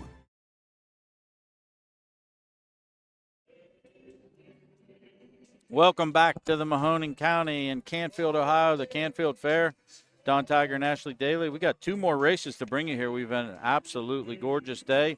Great racing, track records, photo finishes, everything you want. Elvis is even here. What else can you ask for? Like, it's just an amazing. He even started a race today. Say, Elvis got to go into Mike's gate too. Yeah. I'm sure that's the first time Elvis has ever been in a starting gate. And Elvis is still in the building, so we're good. We got a couple more races to go.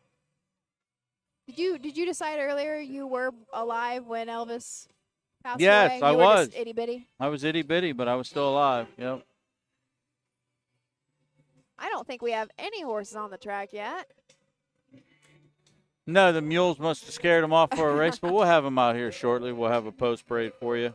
Again, for anybody that wants to come down and really partake in a fair with just every single thing you would want, we've got good interaction. They have a harness racing museum here. I believe you checked that out too, didn't you, Ashley? Yep, and we got to talk about it when you stepped away for a little bit. I had Mr. Stacy come up who helps curate that every year. It changes every year, and they try to feature, one horse. This year, it was a horse that was trained right here at Canfield that was eventually sold to Mr. Walt Disney for a movie, so that was pretty cool.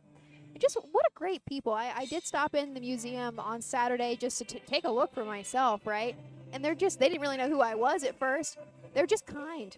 They're really just kind people, and I've been so impressed with the racing and how excited the crowd is and how much pride that Canfield takes, the speed committee and everybody who puts in so much work here. They do a fantastic job.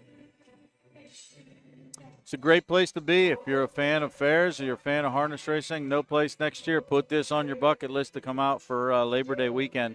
Again, a whole weekend like yes, I did, yeah. It's great. I actually did have a whole day off yesterday, but I stayed up in the area because it's quite a haul for me to get home. And what I did yesterday is I went antiquing in the morning.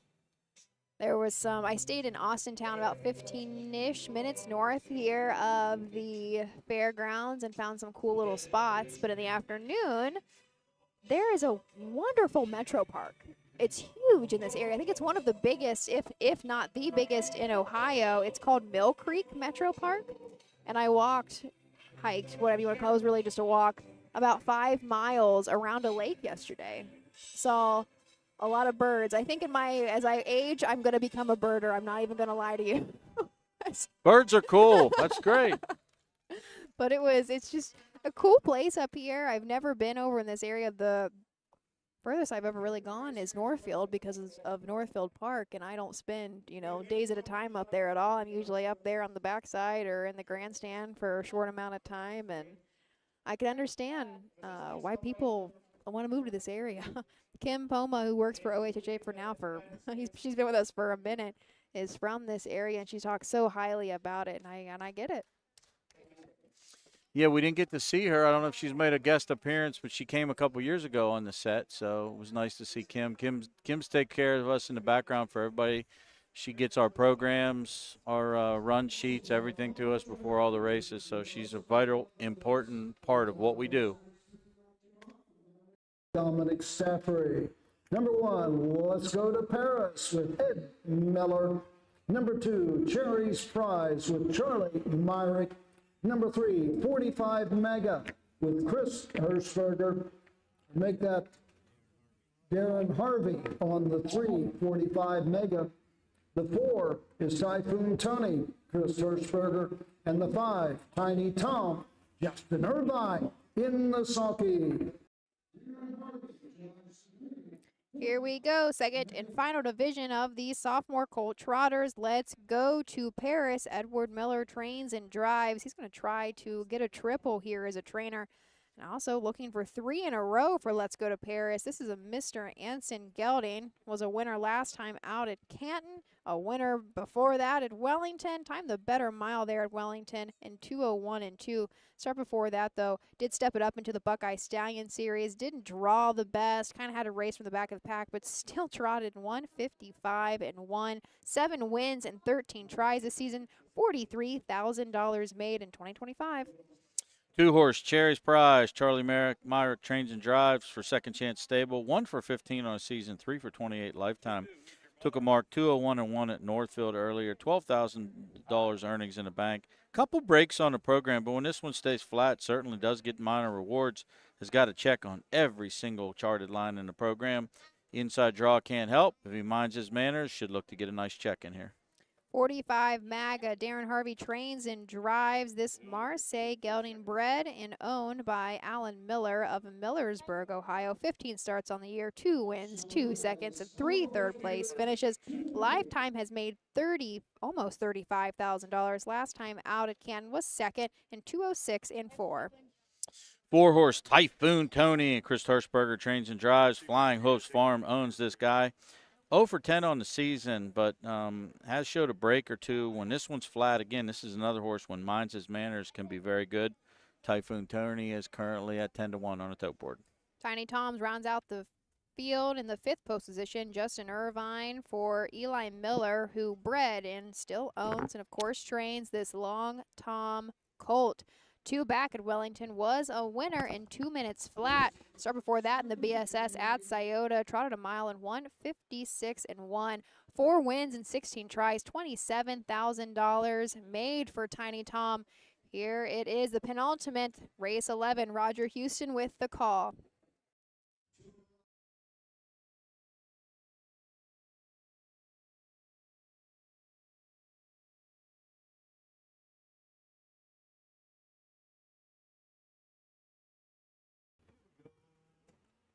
They're off and trotting. That's Typhoon Tony going for the lead. Let's Go to Paris on the inside. Getting away third on the inside as they race into the turn. It's Cherry's Prize. Racing fourth on the outside, Tiny Tom. Treading the field, 45 Mega. To the backside and the first quarter mark. It's Let's Go to Paris and Edward Miller showing the way by a length and a quarter. Cherry's Prize right there second as they race over to the first quarter mark. Racing third, Typhoon Tony. Fourth as they race into the turn, Tiny Tom. Trailing the field off stride, 45 Mega. Opening quarter in 31 1/5. Midway around the turn, going to the 3/8 mark. Let's Go to Paris shows the way by a length and a quarter. Right there, second is Cherry's Prize. Into the lane first time, coming to the halfway point. Typhoon Tony third, Tiny Tom fourth, and the trailer remains 45 Mega. No movement as yet to go after the leader as they're halfway home into the turn. Let's Go to Paris and Edward Miller showing the way to the half and 103 3/5 to the backside. Cherry's Prize is there second. Typhoon Tony third. Ready to challenge is Tiny Tom coming to the outside for Justin Irvine. Now fourth, now third. Moving up with each and every stride. The trailer 45 Mega. Down the backside to the 3/4 station. Let's Go to Paris with the lead. The challenger on the outside. Tiny Tom with each and every stride. Past the 3/4, 135 and 1. Midway around the final turn. Let's Go to Paris. Tiny Tom on the outside trying to close the gap. Racing third. Typhoon Tony. Into the lane they come. On top of the field and showing the way and drawing away. Let's Go to Paris. Tiny Tom, Cherry's Prize hangs tough to be third. Typhoon Tony fourth.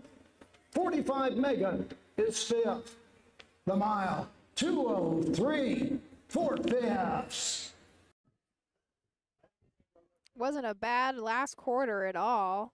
Final mile time 2:03 4/5. Unofficial 1:52 across the wire. Let's Go to Paris. Yeah, nice effort. 3-5 and worth every penny of it here. One of our lower priced favorites on the card. But Let's Go to Paris drew the rail, took the racetrack off the starting car, and pretty much there all she wrote. 8 for 14 now in the season. 12 of 24. 50% starts of heading to the winner's circle. Ed's done a great job. He co-owns this one with Ashley Dunn. He took all the money down here today. Let's Go to Paris. Nice effort by Tiny Tom to pick up second, and Cherry's Prize, Mind Manners, and a good third place finish. 1-5-2 unofficial. Shaping up to be a nice afternoon for Mr. Miller. That is 2 driving wins and 3 training wins for him.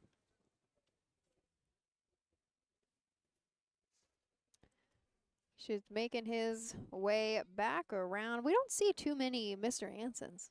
No, not at all.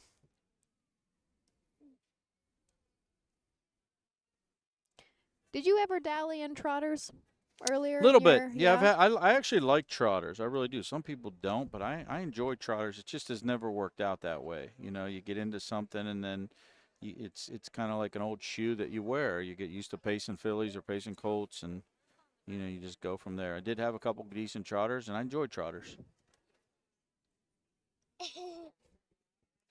Here is Let's Go to Paris. Back in front of our winner's circle. Race 11. 4/5.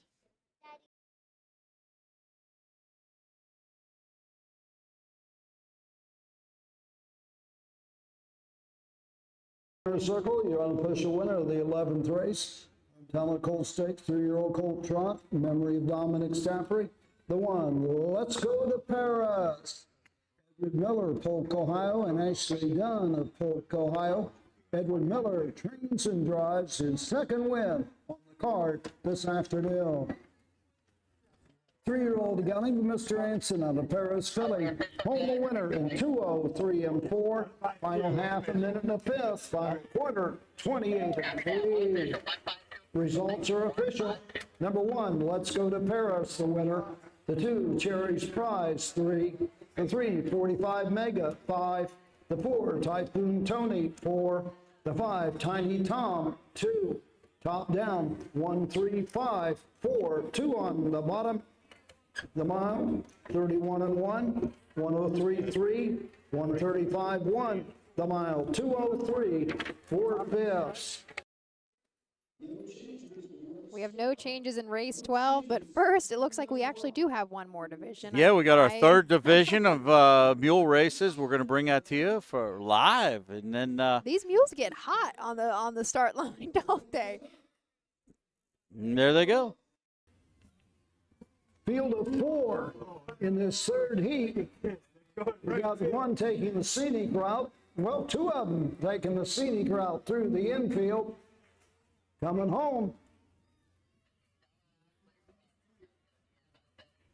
with the blue armband. It's all Craig Houston. Mustang Sally wins the third heat. I have a cool little fun fact that I want to make sure that I'm going to Google it before I say it. But if you see our winner there, do you see how his tail is cut? Yeah. They shave it into bell shapes. Oh, we're going to come back. I'm going to Google it to make sure I'm correct, but I want everybody to notice that his tail, there's a certain reason that they do that. Let me make sure before I start spewing information on air to everybody. Join us back here for race 12 in just a moment.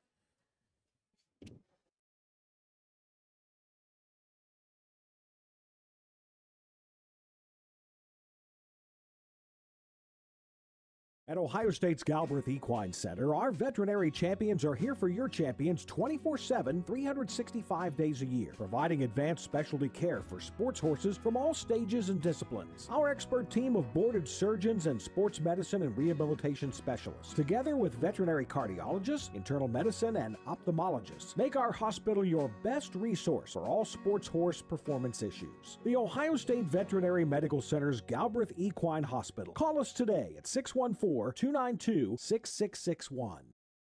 When you need supplies for your horse, one name stands out: Big D's. Since 1976, Big D's Tack and Vet Supply has been the equine experts you can trust.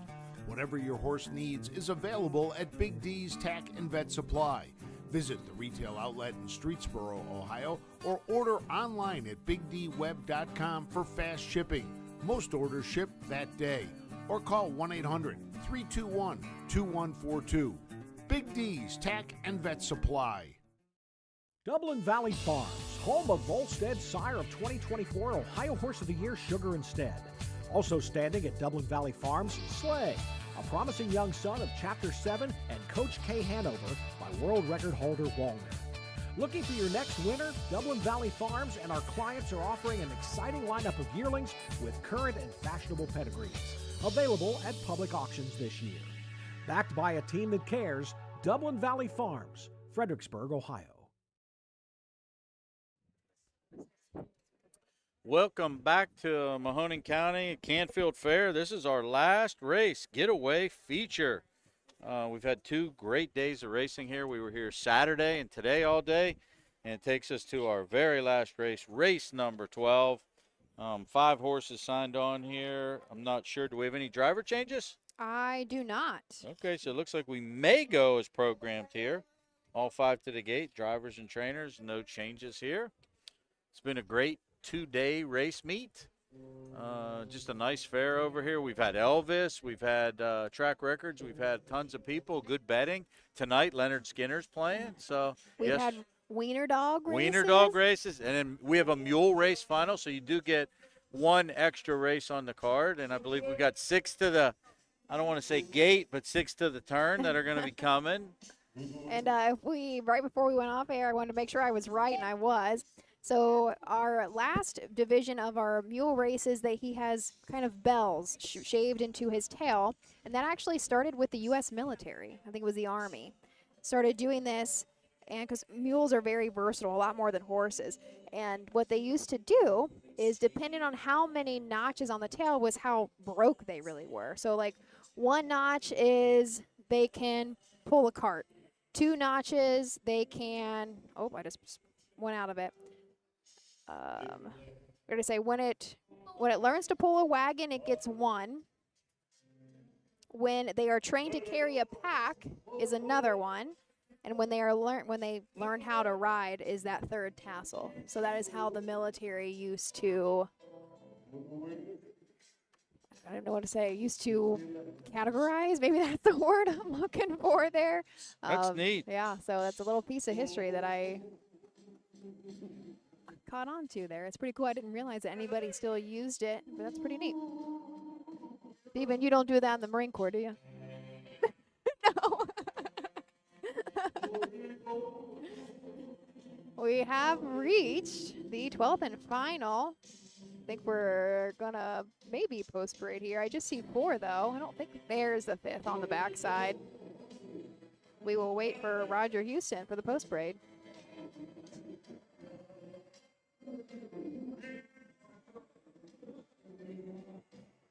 He's saying it right now, but I think, yeah. With Jimmy Smith and number 5, Little Super Tom, Chris Hirschberger in the sulky. Horse will take 1 score and go to the gate. Sorry, I missed a little bit of that one. Elvis was having a moment and kind of sung his song right through Roger there. But the field of 5, the 3rd and final division of freshman colt trotters, $4,602 on the rail. Eye-catching, Darren Harvey trains and drives this Long Tom, coming off of a win at Canton in 2:10 flat. 7 lifetime starts, 2 wins, an additional 3 hits on the board, $9,000 made, originally a purchase of $26,000. 2-horse Moonshine Marseille. Gary Martin trains for Linda Smith. Justin Irvine has the lines today. This horse 6 starts, 5 finishes on the board. 1 win, 2 seconds, 2/3, $9,000 in earnings. Last time out was a good second at Wilmington. Prior to that was a winner at Jefferson. This one's occasionally throws a break in every now and then, but when this one stays flat, it's very good and very solid horse. One of your choices in here at 5-2. Charlie Myrick trains and drives the 3, Tom's Moneymaker. This is, of course, a Long Tom owned by Second Chance Stables. 3 back actually was a winner at Berlin in 2:10 flat, and that, of course, was a lifetime mark because it was his very first victory in 7 tries. It looks like he was going to be a winner last time out. Tried to go wire to wire. Not sure what happened, but was on a break, pretty hard break there, coming across the wire. Ended up 3rd, however, in 2:11-1 at Canton. 4-horse Halstead. Miles Woolham trains for Robert Klein. Jimmy Smith with the lines today. 4-6, first or second with this one, and a big win last time out. Broke the maiden, won by 5 at Canton. Just gobbled up some ground and continued on.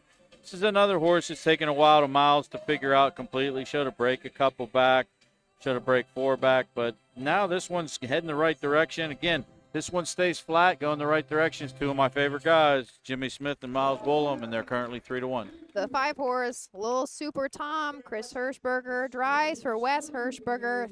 3 back in the Buckeye Stallion Series at Bucyrus. Had a 3rd place finish in 2:02-2. Just 4 lifetime starts for this guy. So looking to notch his very first win, but has made $5,700. The 12th and final, Roger Houston with the call, these freshman colt trotters.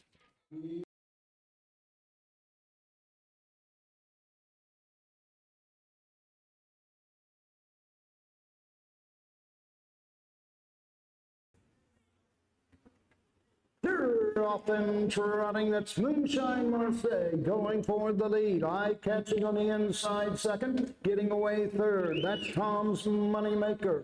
4th on the outside, Halstead and Little Super Tom. Trails the field, around the turn, going to the first 8. Eye-catching, leads by 2. Off stride, Moonshine Marseille.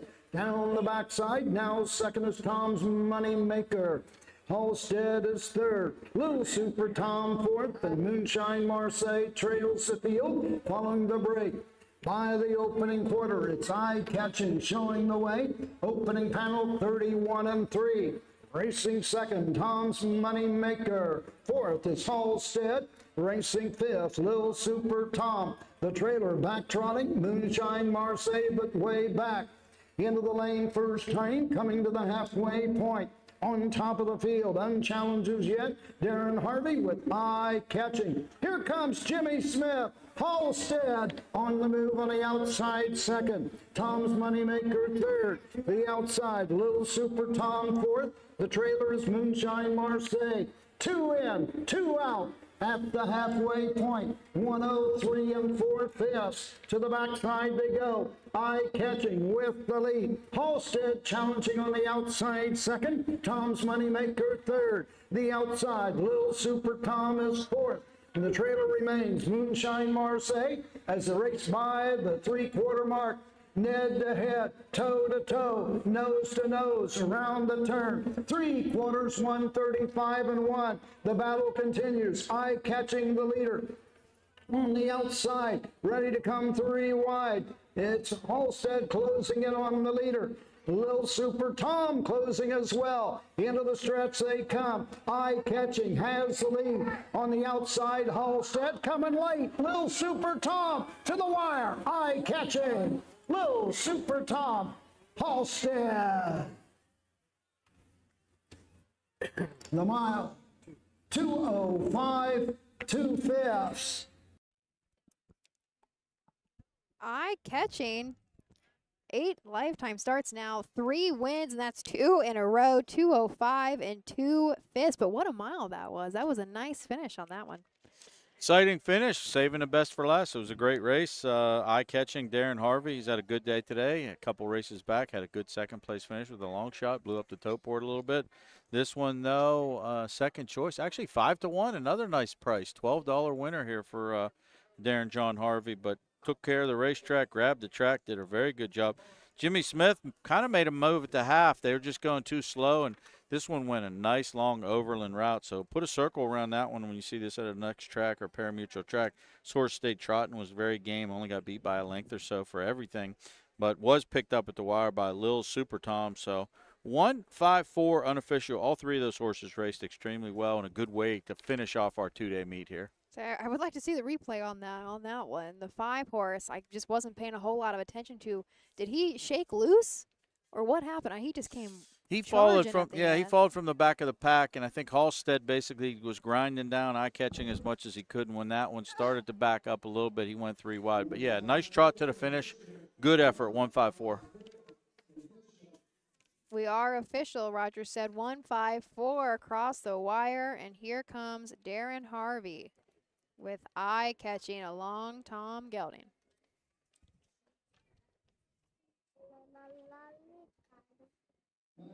Stands the winner of the 12th race, hometown of 2-year-old Colt Trot.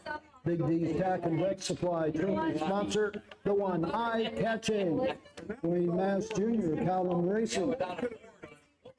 Stephen Miller, Darren Harvey, trains and drives, the one eye catching. 2-year-old Gelding, the long Tom, How Me In. Winner in 2:05, 2/5, a lifetime mark for eye catching.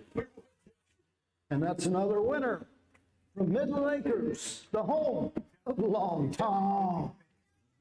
Results are official. The one eye catching, the winner. 2, Moonshine Marseille. 5-3, Tom's Moneymaker. 4, the 4, Halstead. 3, the 5, Little Super Tom. 2, Top Down. 1-5-4. 3, 2 on the bottom. The quarter, 31 and 3. A half, 103.4. 3/4, 135.1. The mile, 2:05, 2/5. Well, that does it. Another 12 in the book. What a wonderful time I had at Canfield for really the whole weekend. A happy Labor Day to everybody. Don, we'll see you. Actually, all of us will be next week. 2 weeks? I don't know. Old Washington at some Old Washington, point. yes. Old Washington's next time we'll get back to business. But it was great. Great day with you, Ashley. As always, it's fun to work with you. And Steve, always a good job, man. I don't know where you're going next, but it'll be somewhere good. So. Well, thank you to everybody. Please enjoy your holiday. There should be plenty more racing. Just head on over to the YouTube channel and see what is live currently. From everybody at OHHA, I'm Ashley Daly. We hope to see you at a track real soon.